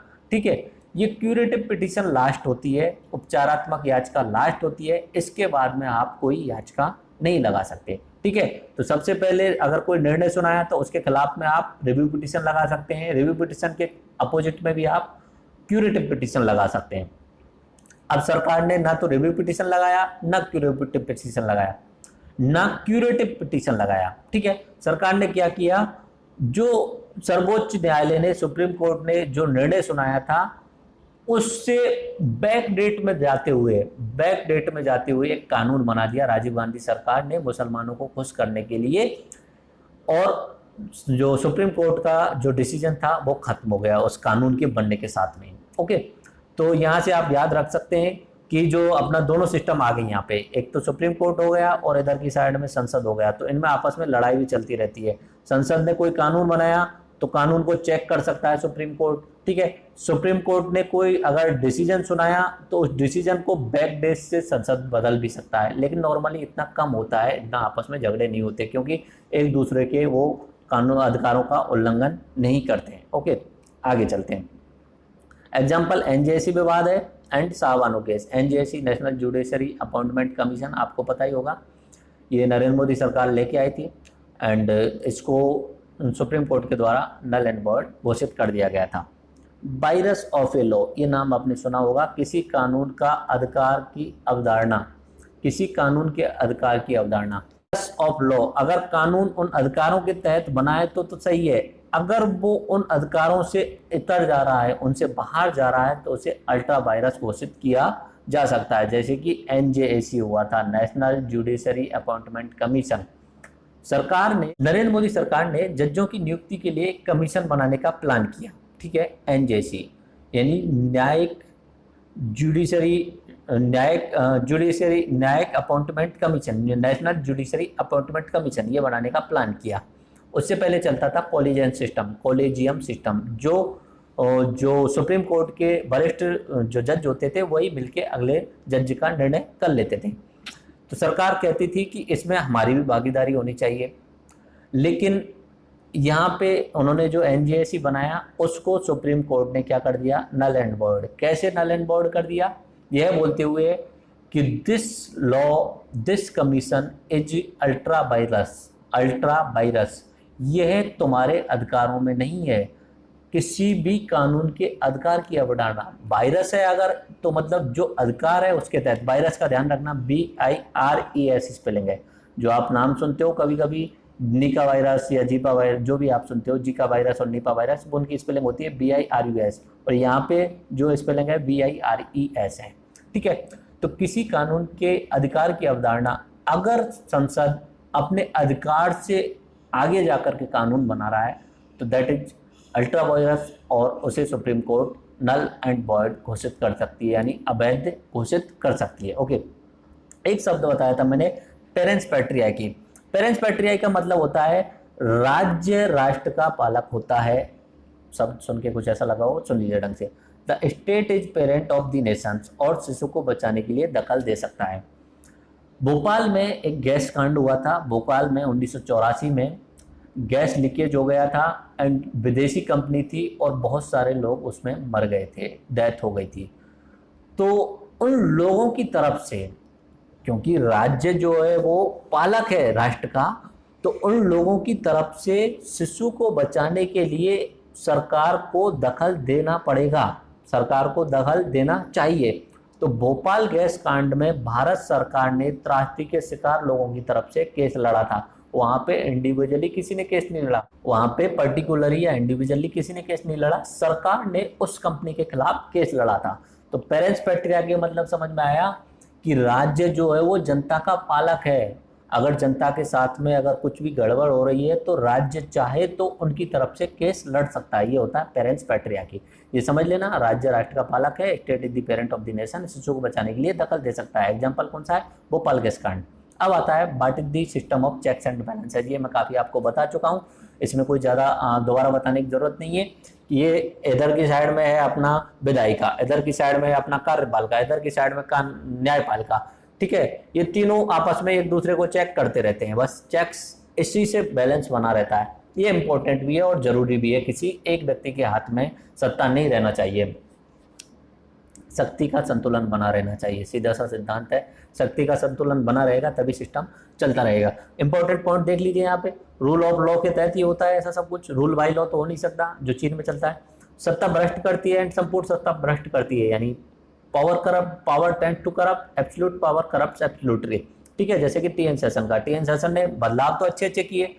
जब मुख्य चुनाव आयोग थे तो बहुत सारे उन्होंने काम किए, अच्छे काम किए, चुनाव प्रक्रिया को चेंज किया, लेकिन वो अपने अधिकारों से आगे जाकर के वहां पे जो वो डिसीजन लेने लग गए थे, अपने अधिकारों से आगे चले गए थे। तो सुप्रीम कोर्ट ने उन्हें फटकार लगाई थी कि you are under the Constitution of India. Supreme Court ने उन्हें फटकार लगाई थी और सुप्रीम कोर्ट ने कहा था you are under the Constitution of India, तुम भारत के संविधान के अंदर रहकर ही काम कर सकते हो, तुम अपनी मर्जी से नहीं कर सकते हो। उसके बाद में भारत में संविधान, अच्छा पावर करप्ट वाला अपना इंदिरा गांधी जी का एग्जाम्पल भी ले सकते हो। 1975 में उन्होंने इमरजेंसी लगाई थी। ओके, भारत में संविधान सर्वोच्च जैविक कानून है, ये आपको पता ही है, सुप्रीम ऑर्गेनिक लॉ है। राज्य के सभी अंग संविधान के तहत हैं, कोई सर्वोच्च नहीं होता है। यहाँ मुख्य सिद्धांत यह है कि power corrupt and absolute power corrupt absolutely. Okay, अतः हमारे लोकतंत्र के तीनों स्तंभ सत्ता के दुरुपयोग को रोकने के लिए एक दूसरे पर नजर रखते हैं। इस व्यवस्था को नियंत्रण एवं संतुलन की व्यवस्था कहा जाता है। अब बात करते हैं भारतीय सरकारी व्यवस्था के मुख्य तत्व। एक एक करके एक एक पॉइंट देखते चलते हैं, बाकी बता चुका हूँ। संवैधानिक जो कानून है, संविधान जो है वह सर्वोच्च है, सुप्रीम लॉ है संविधान जो कानून है। उसके अलावा भारतीय जो व्यवस्था है उसमें लिखित संवैधानिक व्यवस्था है, रिटर्न कॉन्स्टिट्यूशन है, और रिटर्न कॉन्स्टिट्यूशन भी विश्व का सबसे लंबा है। ठीक है, सबसे लंबा लिखित कानून संविधान है। संसदीय लोकतांत्रिक गणराज्य है, पार्लियामेंट्री डेमोक्रेटिक रिपब्लिक है। ये सारे पॉइंट मैं आपको पॉलिटिकल एक्सपर्ट्स लेक्चर 1 में बता चुका हूँ। तो यहाँ पे जो चुनाव होते हैं फर्स्ट पास्ट द पोस्ट, इस तरीके के इलेक्टोरल सिस्टम है यहाँ पे। फर्स्ट पास्ट द पोस्ट, सबसे आगे रहने वाला जीतेगा। ठीक है, इसमें राष्ट्रपति का जो चुनाव होता है वो मैं आपको अलग बता चुका हूँ, वो होता है रिप्रेजेंटेटिव वाला होता है, आनुपातिक प्रतिनिधित्व वाला होता है। ठीक है, प्रोपोर्शनल रिप्रेजेंटेटिव। लेकिन जो एमपी एमएलए के चुनाव होते हैं वो फर्स्ट पास्ट द पोस्ट, यानी सबसे आगे रहने वाला जीतेगा। जैसे मान लीजिए इसको मैं फर्स्ट पार्ट द पोस्ट को एग्जांपल से समझाता हूँ। 100 वोट है, मान लीजिए किसी गांव में 100 वोट्स हैं। ओके, इन 100 वोट के लिए 6 लोग खड़े हो गए, 6 लोग खड़े हो गए, यानी 5 लोग खड़े हो गए, सिर्फ 5 लोग। ओके, 5 लोग खड़े हुए। इनमें से एक व्यक्ति को 21 वोट मिले, बाकी 3 व्यक्तियों को 20-20 वोट मिले और एक व्यक्ति को 19 वोट मिले। कुल मिला के 100 हो जाएंगे मेरे हिसाब से। ओके, अब इसमें अंतर तो वोटों में सिर्फ एक का ही है, इनका भी बराबरी है, इनका भी बराबरी है, और ये एक ही वोट कम है, लेकिन जीता कौन माना जाएगा? 21 वाला। अब इसका मतलब ये तो नहीं 21 वाले के पास में जनता का संपूर्ण सत्ता दे दी जनता ने। भाई 21 वाले के पास में अभी भी कितने बचे? बाकी जो बचे हुए 79 है, उन्हें तो वोट नहीं दिया। लेकिन अपना सिस्टम क्या है? सबसे आगे रहने वाला जीतेगा, जिसके एक वोट भी ज्यादा वो जीत जाएगा। एग्जाम्पल अपना 2008 में राजस्थान में जब चुनाव हुए थे तो सीपी जोशी जी 1 वोट से हार गए थे। ओके, ये आपकी समझ में आ गया होगा। उसके बाद में अगला पॉइंट चलते हैं। अगला पॉइंट है स्वतंत्र न्यायपालिका। ये आपको पता ही है, स्वतंत्र न्यायपालिका सबसे ऊपर सुप्रीम कोर्ट होता है, उसके बाद में हाई कोर्ट होता है, डिस्ट्रिक्ट सेशन कोर्ट होते हैं, उसके बाद में सिविल जज होते हैं और मेट्रोपॉलिटन मजिस्ट्रेट वगैरह ये होते हैं। ये अपना जो चित्र देख रहे हैं ये भारतीय सुप्रीम कोर्ट का फोटो है जो दिल्ली में सर्वोच्च न्यायालय। ओके, राज्य के प्रमुख चुने हुए होते थे, यानी रिपब्लिक सिस्टम है अपने राज्य में। ठीक है, जनता चुनती है और सरकार का मुखिया भी जनता चुनती है, यानी एमपी को जनता चुनती है और एमपी किसको चुन देते हैं? पीएम को चुन देते हैं। तो सरकार का भी यहाँ पे, और सरकार को अगर जनता द्वारा चुना जा रहा है तो उसे बोला जाता है डेमोक्रेटिक, और राज्य का जो प्रमुख होता है उसे प्रेसिडेंट बोलते हैं। राष्ट्र का प्रमुख जो होता है उसे सिस्टम जो बोला जाएगा रिपब्लिक। आपको बहुत बार बता चुका हूँ ये चीज़। ओके, भारत क्वाजी फेडरल है, अर्धसंघीय परसंघीय ढांचा है, ये भी बता चुका हूँ मैं आपको। उसके अलावा चेक्स एंड बैलेंस का सिस्टम बना हुआ है। यहाँ पे लेजिस्लेटिव, एग्जीक्यूटिव, जुडिशरी ये आपस में एक दूसरे को चेक करते रहते हैं और चेक्स एंड बैलेंस का सिस्टम बना हुआ है। मूलभूत दीवानी एवं आपराधिक कानून जो दिए थे वो सीपीसी, आईपीसी और सीआरपीसी इनमें लिखे हुए हैं। इंपॉर्टेंट है सीपीसी, आईपीसी और सीआरपीसी। सीपीसी को civil procedure code, IPC Indian penal code और सीआरपीसी क्रिमिनल प्रोसीजर कोड। ये अपने अलग अलग कानून हैं जो कि जज वगैरह यूज करते हैं एंड उनको सजा दिए जाने के लिए। वो ये 1908 में, ये सभी कानून जो है वो अंग्रेजों के समय के हैं, इनमें बहुत कम बदलाव हुआ है, ज़्यादातर कानून अंग्रेजों के समय के हैं। ओके, अभी भी इंडिया ओवरऑल देखा जाए ना तो 80% के आसपास अंग्रेजों ने जो कानून बनाए थे उनके हिसाब से ही चलता है India. Total system district collector का जो पोस्ट है 1973 में बनाया गया, 1973 नहीं 1773 में बनाया गया था, उस समय तब तक चला आ रहा है। जजों का जो सिस्टम बनाया गया था उसी समय बनाया गया था। संसद का जो सिस्टम बनाया था अंग्रेजों ने बनाया था। ठीक है, तो ये पुराना ही है। अच्छा, ये इंडियन कॉन्स्टिट्यूशन का पॉलिटी लेक्चर्स में बता ही चुका था, बट अभी एक बार और देख लीजिए कि भारतीय जो संविधान है वो कहाँ कहाँ से इंपॉर्टेंट चीज़ ली गई है। देखो, ब्रिटेन से क्या क्या चीज़ ली गई है? सिंगल सिटीजन, एकल नागरिकता, रूल ऑफ लॉ, संसदीय तंत्र, अध्यक्ष का पद। ये आप देख लेना पॉलिटी क्रैश कोर्स में, मैं आपको क्लियरली बता चुका हूँ।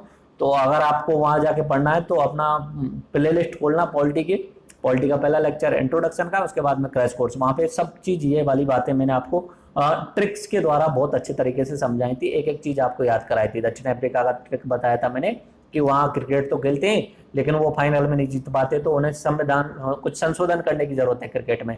तो दक्षिण अफ्रीका से हमने क्या लिया था? संविधान संशोधन। ऑस्ट्रेलिया का क्या बताया था मैंने? ऑस्ट्रेलिया क्या क्रिकेट में हमेशा टॉप सूची पे रहता था। 2003 वर्ल्ड कप जीता, 1999 का वर्ल्ड कप जीता, 2007 का जीता, उसके बाद तो नहीं जीत पा रहा बट टॉप सूची पे रहता था। तो समवर्ती सूची कहाँ से ली गई? ऑस्ट्रेलिया से ली गई थी। उसके अलावा जर्मनी, हिटलर का नाम आते ही आपको दिमाग में आ जाता होगा, वहाँ तो यार बहुत ज़्यादा आपातकाल रहा होगा, तो जर्मनी से क्या लिया गया था? आपातकाल लिया गया था। आयरलैंड के बारे में बताया था कि मैं तो बहुत छोटा सा हूँ, आपके डीपीएसपी यानी नीति निर्देशकता तो मुझे समझ में नहीं आ रहे। कनाडा में आरएस संघ की शाखा, इस तरीके से मैंने आपको बताया था। ओके, तो कुछ इंपॉर्टेंट बात और देख लेते हैं, ये भी सब मैं बता चुका हूँ। भारतीय संविधान विशिष्ट एवं अद्वितीय, ये सारे पॉइंट नोट्स बना के आप लिख लेना, आपके मेंस एग्जाम में बहुत ज़्यादा इंपॉर्टेंट आए। बहुत ज़्यादा इंपॉर्टेंट है, इसलिए मैंने बोला था केटी सीरीज आपके मेंस में इंपॉर्टेंट रोल निभाएगी। ओके, किसी भी संपूर्ण जहाँ पे भी आपका संविधान के नाम आ जाए वहाँ पे ये पॉइंट आपको रटे हुए रहने चाहिए, इनमें से कुछ भी आप वहाँ पे लिख सकते हो और ये आपके लिए फायदा ही देने वाले हैं, आपके मार्क्स बढ़ाने वाले हैं, बहुत इंपॉर्टेंट है। भारतीय संविधान जो है विशिष्ट एवं अद्वितीय है, स्वी जनरस है, किसी भी संपूर्ण राष्ट्र का सबसे लंबा लिखित औपचारिक संविधान है। इसमें 123 बार संविधान संशोधन प्रस्तुत किया जा चुके हैं और जिन्हें 101 बार संशोधित किया जा सकता है। बृहद है, संवेदनशील है, कल्याणकारी है, परिवर्तनीय है, ठोस भी है और लचीला भी है। प्रस्तावना जो है वो साउल है एंड इंट्रोडक्शन है, यानी आत्मा भी है और परिचय भी है। भारत की जनता के आदर्श और आकांक्षाएं जो प्रस्तावना के तहत हैं। यहाँ पे प्रस्तावना लिखी हुई है, उसे मैं दोनों में बोल देता हूँ, ज़्यादा समझा नहीं रहा हूँ क्योंकि पॉलिटिकल रेस्पोर्ट लेक्चर 1 में पूरा पूरा बहुत अच्छे से मैंने आपको समझाया था। इंग्लिश में पढ़ता हूँ, पहले आप पूरा पूरा देखना, लिख लेना, प्रस्तावना याद होनी चाहिए। मैं बोल रहा हूँ, be the people of India. देखो सबसे इंपॉर्टेंट पहले नंबर पे क्या आया, be the people of India. सर्वोच्च कौन है, हम, people. Okay, be the people of India having solemnly resolved to constitute India into a sovereign democratic, और इसमें बीच में से 2 चीज गायब हो गई। कैसे है, मैं SSSTR वाला सूत्र बताया था आपको, SSSDDR, sovereign, socialist, secular, democratic, Republic. जब ओरिजिनल संविधान लिखा गया था तब ये प्रस्तावना थी, बाद में अपनी इंदिरा गांधी सरकार के द्वारा 2 शब्द जोड़े गए थे, सोशलिस्ट एंड सेक्युलर, ये 2 शब्द जोड़े गए थे, तो यहाँ पे है नहीं। सोवरेन के बाद में socialist and secular, democratic, republic, and to secure to all its citizen. क्या सिक्योर करना है अभी, जस्टिस, जस्टिस किस प्रकार की, social, economic and political, liberty, आजादी, स्वतंत्रता, किस प्रकार की, thoughts, expression, belief, faith and worship, equality, समानता, of status of opportunity and to promote among fraternity, assuring the dignity of the individual and the unity of the nation. In our Constitution Assembly, this 26th day of November 1959, do hereby adopt, enact and give to ourselves this Constitution. ठीक है, आप हिंदी और English दोनों में याद कर सकते हैं, हिंदी में और बोल देता हूँ मैं आपको एक बार। ठीक है, मैं फास्ट इसलिए बोल रहा हूँ क्योंकि ये सारी चीज़ें मैं आपको बता चुका हूँ पहले। ओके, एक बार देखिए दोबारा से हिंदी में। हम भारत के लोग भारत को एक संपूर्ण प्रभुत्व संपन्न समाजवादी पंथ निरपेक्ष लोकतंत्रात्मक गणराज्य बनाने के लिए तथा उसके समस्त नागरिकों को सामाजिक, आर्थिक और राजनीतिक 3 तरीके का न्याय, विचार, अभिव्यक्ति, विश्वास, धर्म, उपासना की स्वतंत्रता, प्रतिष्ठा एवं अवसर की समता प्रदान करने के लिए और उन सब में भक्ति की गरिमा और राष्ट्र की एकता और अखंडता सुनिश्चित करने वाली बंधुता बढ़ाने के लिए दृढ़ संकल्प होकर अपनी इस संविधान सभा में आज तारीख 26 नवंबर 1949 को मिति मार्गशीर्ष शुक्ला सप्तमी संवत 2006 विक्रमी को एतद द्वारा इस संविधान को अंगीकृत, अधिनियमित और आत्मर्पित करते हैं। ये रटा होना चाहिए आपका, पूरा का पूरा रटा होना चाहिए, बहुत इंपॉर्टेंट है ये, इसमें से कुछ भी सवाल कभी भी पूछा जा सकता है। ठीक है, ये सारे शब्द हैं, मैं आपको बता चुका हूँ। सोवरेन, सोशलिस्ट, डेमोक्रेटिक, रिपब्लिक का सोवरेन का मतलब होता है सर्वोच्च सत्ता जो है वो खुद के पास है, उस देश के पास में। सोशलिस्ट, समाजवाद। सेक्युलर, राज्य का कोई धर्म नहीं। डेमोक्रेटिक, हर स्तर पर जनता का मत द्वारा नेता चुना जाएगा। और रिपब्लिक, जो राज्य का प्रमुख होता है, राष्ट्रपति, वो भी जनता चुनेगी। कुछ एक जो देश हैं डेमोक्रेटिक तो है, रिपब्लिक नहीं है, जैसे कि इंग्लैंड, वहाँ पे प्रधानमंत्री तो जनता चुनती है लेकिन उनका जो देश का प्रमुख है, देश का जो मुखिया है, वो जनता नहीं चुनती है। ओके, आगे चलते हैं। अब बात करते हैं जुडिशियल एक्टिविज्म। ये वैसे तो एक अलग से पूरा लेक्चर बनाया जाएगा इस पे, जुडिशियल एक्टिविज्म पे, न्यायिक सक्रियता पे, बट अभी यहाँ पे जल्दी जल्दी में देख लेते हैं। एक शब्द आता है सुओ मोटो कॉग्निज्म, ये हम बाद में देखेंगे। अभी थोड़ी देर पहले मैंने आपको एक शब्द बताया था स्टेरी डिसाइसिस, ये शब्द आपको बताया था थोड़ी देर। तो शुरुआत करते हैं जुडिशियल एक्टिविज्म की। यहाँ पे मैंने पॉइंट बनाए हैं, वो आप एक एक पॉइंट आप लिख लेना। जब विधायिका और कार्यपालिका अपने कार्य को करने में असफल हो जाएं तो न्यायपालिका को आगे बढ़कर गलत को सही बना सकती है। भाई, कानून बनाने का काम विधायिका का है और कार्यपालन कराने का काम किसका है, न्यायपालिका का है। अब देखिए दिल्ली का एग्जाम्पल ले लीजिए, कोई जज बैठ के जा रहा है अपनी कार में एंड वो देखता है कि चारों तरफ पॉल्यूशन इतना ज़्यादा फैला हुआ है कि यहाँ पे जीना तो दूभर है। पिंक मूवी अगर आपने देखी होगी तो उसमें पॉल्यूशन को अच्छे तरीके से दिखाया गया है और एक्चुअली में दिल्ली में पॉल्यूशन बहुत बहुत ज़्यादा है, बहुत ही ज़्यादा है। मैं कभी भी मुश्किल से 1 दिन 2 दिन रुक पाता हूँ, दिल्ली जाता हूँ। मतलब सर दर्द करने लग जाता है, इतना ज़्यादा पॉल्यूशन है वहाँ पे। और इस समय जब नवंबर दिसंबर का महीना होता है, दिवाली के बाद का जो समय होता है, उस समय तो वहाँ पे 5 मीटर भी कुछ नहीं दिखता है, इतना ज़्यादा पॉल्यूशन है। अब ये पॉल्यूशन में जीना तो दुर्लभ हो गया। अब भाई लोगों के लिए तो एक अच्छा एनवायरनमेंट चाहिए जीने के लिए, जीने का अधिकार है आर्टिकल नंबर 21 के लिए। आर्टिकल नंबर 21 है संविधान का, उसमें जीने का अधिकार है। जीने का अधिकार, इसका मतलब ये नहीं कि घुट घुट के जियोगे, अच्छे तरीके से जीना है। तो इसके लिए विधायिका को कानून बना लेना चाहिए था, कार्यपालिका को उस कानून को एग्जीक्यूट कर देना चाहिए। अब तक पॉल्यूशन हट जाना चाहिए था, लेकिन पॉल्यूशन नहीं हटा। तो वहां से अगर कोई जज को दिमाग में बैठ जाता है आइडिया कि यहाँ पॉल्यूशन है, अब ये विधायिका को करना था, कार्यपालिका को करना था, इन्होंने नहीं किया, तो अब मुझे कुछ ना कुछ तो बोलना पड़ेगा।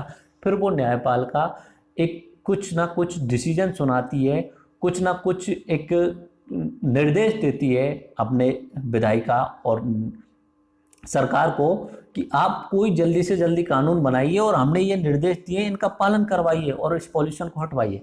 तो ये होता है न्यायिक सक्रियता, कि अगर वो काम नहीं कर रहे हैं विधायिका और कार्यपालिका, तो न्यायपालिका जाकर के एक्शन ले सकती है। विधायिका कार्यपालिका कार्य नहीं कर रहे हैं तो न्यायपालिका एक्शन ले सकती है।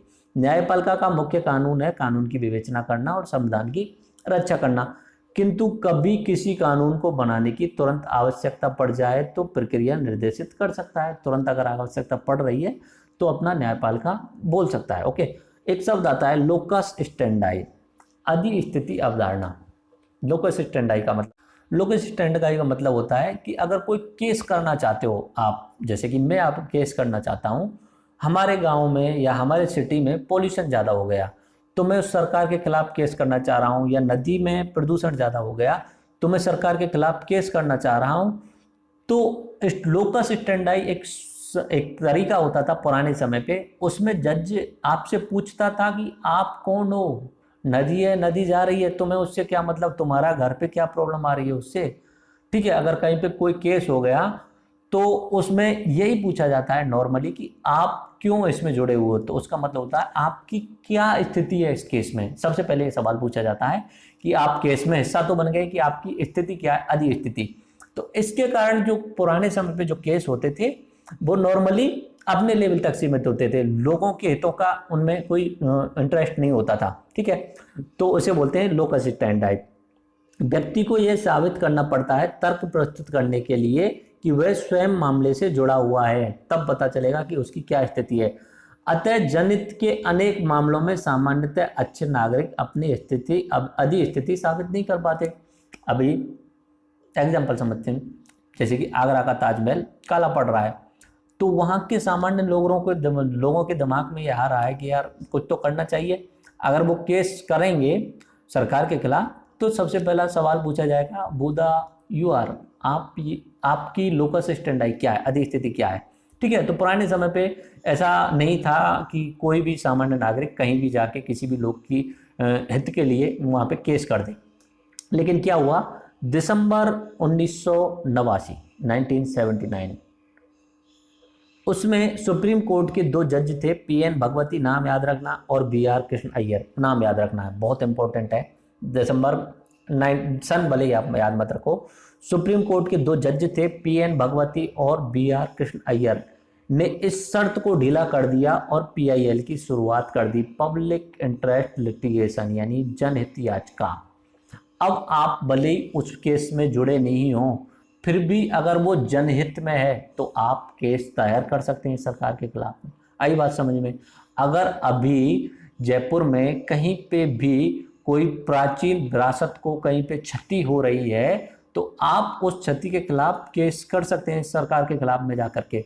सरकार के खिलाफ केस करते हैं सुप्रीम कोर्ट में या हाई कोर्ट में जाके, ठीक है। तो अभी जो है वो लोकस स्टैंडाई को ढीला किया था PN भगवती और BR कृष्ण अय्यर। तो याद रखना, पूछा जा सकता है जनहित याचिका की जो शुरुआत की थी वो किन्होंने की थी, PN भगवती और BR कृष्ण अय्यर। अतः जनहित याचिका न्यायिक समीक्षा जुडिशियल रिव्यू के अधिकार से उपजी है, जो संविधान के अनुच्छेद नंबर 32 और अनुच्छेद नंबर 226 के तहत सुप्रीम कोर्ट और हाई कोर्ट को दी गई है। 226 जो है वो हाई कोर्ट के लिए देता है और 32 जो है वो सुप्रीम कोर्ट के लिए न्यायिक समीक्षा का अधिकार देता है। जनहित याचिका का चरम स्वरूप होता है किसी मामले का न्यायालय द्वारा स्वतः संज्ञान लेना। ठीक है, अभी जो पॉल्यूशन वाला एग्जांपल मैंने आपको बताया था कि अगर कोई जज जा रहा है, उसको पॉल्यूशन दिख रहा है पूरे के पूरे सिटी में, अब सामान्य लोगों ने कोई केस नहीं कराया, तो वो खुद जज भी अपनी तरफ से केस दायर कर सकता है, अपना स्टैंड ले सकता है कि भाई पॉल्यूशन है हटाओ, नहीं तो मैं निर्देश दे रहा हूं वो करो। तो वो चरम स्वरूप क्या कहलाता है, किसी मामले का स्वतः संज्ञान लेना। तो नॉर्मली यही बोला जाता है, कभी कभी कोई घटनाएं हो जाती हैं तो सुप्रीम कोर्ट को स्वतः संज्ञान लेना चाहिए। इसे सुओ मोटो कॉग्निजेंस या स्वतः संज्ञान बोला जाता है। ये स्वतः संज्ञान जो है वो यूएसए के जनहित याचिका का क्लास एक्शन सूट से कुछ मिलता जुलता है, लेकिन उसके जैसा नहीं है, इतना ध्यान मत दो। यूएसए में भी ऐसा ही होता है, क्लास एक्शन सूट, यानी सामान्य जनता के लिए कुछ एक्शन किए जा सकते हैं, तो वो जनहित याचिका के जैसा है। सरकारें इस सक्रियता को नापसंद करती हैं और इसे न्यायिक सक्रियता कहती हैं। सरकारें न्यायिक सक्रियता क्यों बोलती हैं? सरकारें तो निकम्मी हो गई, अब सरकार नहीं कर रही तो न्यायपालिका ने वो काम कर दिया, पर सरकार को ये पसंद नहीं आया कि ये तो हमारा काम था, तुम क्यों कर रहे हो, बट करना था तब तो किया नहीं, अब जब बोल रहे हैं तब ऐसे मुंह चढ़ा रहे हो, तो कोई दिक्कत नहीं है। सरकारें को इन्हें पसंद नहीं आता है। नॉर्मली सरकार की ये एक तरीके से छवि खराब करने वाली बात होती है कि न्यायपालिका ने उनके लिए कोई निर्देश दिया। न्यायिक सक्रियता 3 चीजों से मिलकर बनती है: कानूनों को असंवैधानिक बताकर पलट देना, कानूनों की परंपरा बदल देना, संविधान की मनपसंद व्याख्या के विरुद्ध निर्णय कर देना। ओके, तो यहाँ तक हम न्यायपालिका के बारे में बात कर चुके हैं। अब देश के प्रमुख राष्ट्रपति, वाइस प्रेसिडेंट और पीएम की लिस्ट देख लेते हैं। एक एक करके नाम बोलूंगा, लेक्चर काफी बड़ा हो गया है तो इसे आप धैर्य पूर्वक देखा होगा मेरे हिसाब से, बट अभी एक देखते हैं राष्ट्रपतियों के नाम एक एक करके। राष्ट्रपति राजेंद्र प्रसाद, उसके बाद में दूसरे नंबर पे राधाकृष्ण, सर्वपल्ली राधाकृष्ण, जिनके जन्मदिन पर जो है अपना शिक्षक दिवस मनाया जाता है। उसके बाद में आए अपने डॉक्टर जाकिर हुसैन, बीबी गिरी, उसके बाद में फखरुद्दीन अहमद अली, नीलम संजीव रेड्डी, ज्ञानी जैल सिंह, आर वेंकट रमन, शंकर दयाल, के आर नारायण, एपीजे अब्दुल कलाम, प्रतिभा पाटिल, प्रणब मुखर्जी, और आज के समय पे आप सबको पता ही है। ओके, उनका नाम आप लिख दीजिए। ठीक है, उसके अलावा वाइस प्रेसिडेंट सर्वपल्ली राधाकृष्णन 2 बार रहे हैं, जाकिर हुसैन, उसके बाद में बीबी गिरी, उसके बाद में गोपाल स्वरूप पाठक, उसके बाद में के आर नारायण, उसके बाद में शंकर दयाल शर्मा, उसके बाद में रामास्वामी वेंकट समम, उसके बाद में मोहम्मद हिदायतुल्ला, बसप्पा, बी डी जत्ती जिन्हें बोला जाता था, उसके अलावा कृष्णकांत, उसके बाद में भैरव सिंह, मोहम्मद अंसारी, और अभी वाले आपको पता ही होगा, आप उसे भी कमेंट में लिख दीजिए, जो कि अपने साउथ से आते हैं। ठीक है, उसके अलावा प्रधानमंत्रियों की लिस्ट देखो, ये राष्ट्रपति और प्रधानमंत्री की लिस्ट पे कभी इंडिया आफ्टर इंडिपेंडेंस वाले लेक्चर में बात करूंगा पूरी डिटेल के साथ में, पूरी राजनीति 1947 से अब तक कैसी हुई है, कब कौन कौन से राष्ट्रपति या कौन कौन से प्रधानमंत्री रहे, कौन कौन सी राजनीतिक चाल चली, तो उसमें पूरी डिटेल से बात करूंगा। वो भी लेक्चर 1.5-2 घंटे का केटी सीरीज में बनाऊंगा, तो इसे आप मान सकते हो पॉलिटिकल किस्से सारे कवर हो जाएंगे उसके अंदर। अभी तो मैं नाम बोल रहा हूँ क्योंकि ये लेक्चर बहुत ज़्यादा बड़ा हो गया। जवाहरलाल नेहरू, गुलजारी नंदा, लाल बहादुर शास्त्री, गुलजारी नंदा, उसके बाद में इंदिरा गांधी, ये जो इसमें यहाँ पे स्टार लगा हुआ है ये एक तरीके से कार्यवाहक हैं। उसके अलावा मोरारजी देसाई, चरण सिंह, इंदिरा गांधी, राजीव गांधी, बीपी सिंह, उसके अलावा चंद्रशेखर, पीवी नरसिंह राव, अटल बिहारी, एच.डी. देवगौड़ा, इंद्र कुमार गुजराल, अटल बिहारी, उसके बाद में मनमोहन सिंह और अपने नरेंद्र मोदी जी। ये डिप्टी पीएम की लिस्ट है। एक बार वल्लभ भाई पटेल, मोरारजी देसाई, चरण सिंह, जगजीवन राम, वाई चौहान, उसके अलावा चौधरी देवीलाल और एल.के. अडवाणी के बाद में अभी तक कोई रहा नहीं है, अपना कोई उप प्रधानमंत्री कोई नहीं रहा है। ठीक है, तो अन्य लेक्चर आपको यूट्यूब पर देखने हैं तो अपने चैनल का जो आपको पता ही है, पॉलिटी के क्रैश कोर्स, पॉलिटी का लेक्चर सीरीज है, हिस्ट्री की है, ज्योग्राफी की है, राजस्थान जी के की है, केटी सीरीज है, इकोनॉमिक्स है, साइंस एंड स्टैंडर्ड जी के, काफ़ी अच्छे लेक्चर्स आपको मिल सकते हैं। बाकी तो आप सब जानते ही हो, लाइक सब्सक्राइब करने की कोई ऐसा बोलने की ज़रूरत है ही नहीं मुझे, आपको अच्छा लगेगा जो आप मन मर्जी करोगे। तो यहाँ पे अपना केटी सीरीज का लेक्चर नंबर 6 यानी भारतीय लोकतंत्र समाप्त करता हूँ मैं। बहुत सारी चीज़ें इसमें मैंने कवर की। एक्चुअली इनमें से मैं 30-40% पहले भी लेक्चर्स में बता चुका हूँ, बट यहाँ पे दोबारा से उन्हें समरी किया है मैंने और समरी करके आपको बताया है। तो आई होप आपको ये पूरा लेक्चर समझ में आया होगा। इसका PDF लिंक नीचे डिस्क्रिप्शन में मिल जाएगा, वहाँ से डाउनलोड कर लेना। बहुत अच्छा लेक्चर PDF बनाए हुए हैं। जो मेंस की तैयारी कर रहे हैं वो तो कम से कम इसमें जो जो लिखा हुआ है उसको याद कर लेना, कहीं भी कुछ भी पूछा जा सकता है। अपना जो GS नंबर 3 है उसमें पॉलिटी आता है, उसमें इसमें से ही आप 5 या 10 नंबर का उठा सकते हो। ओके, तो उम्मीद करता हूँ आपको पूरा का पूरा समझ में आया होगा। राम राम सा, धन्यवाद, जय हिंद।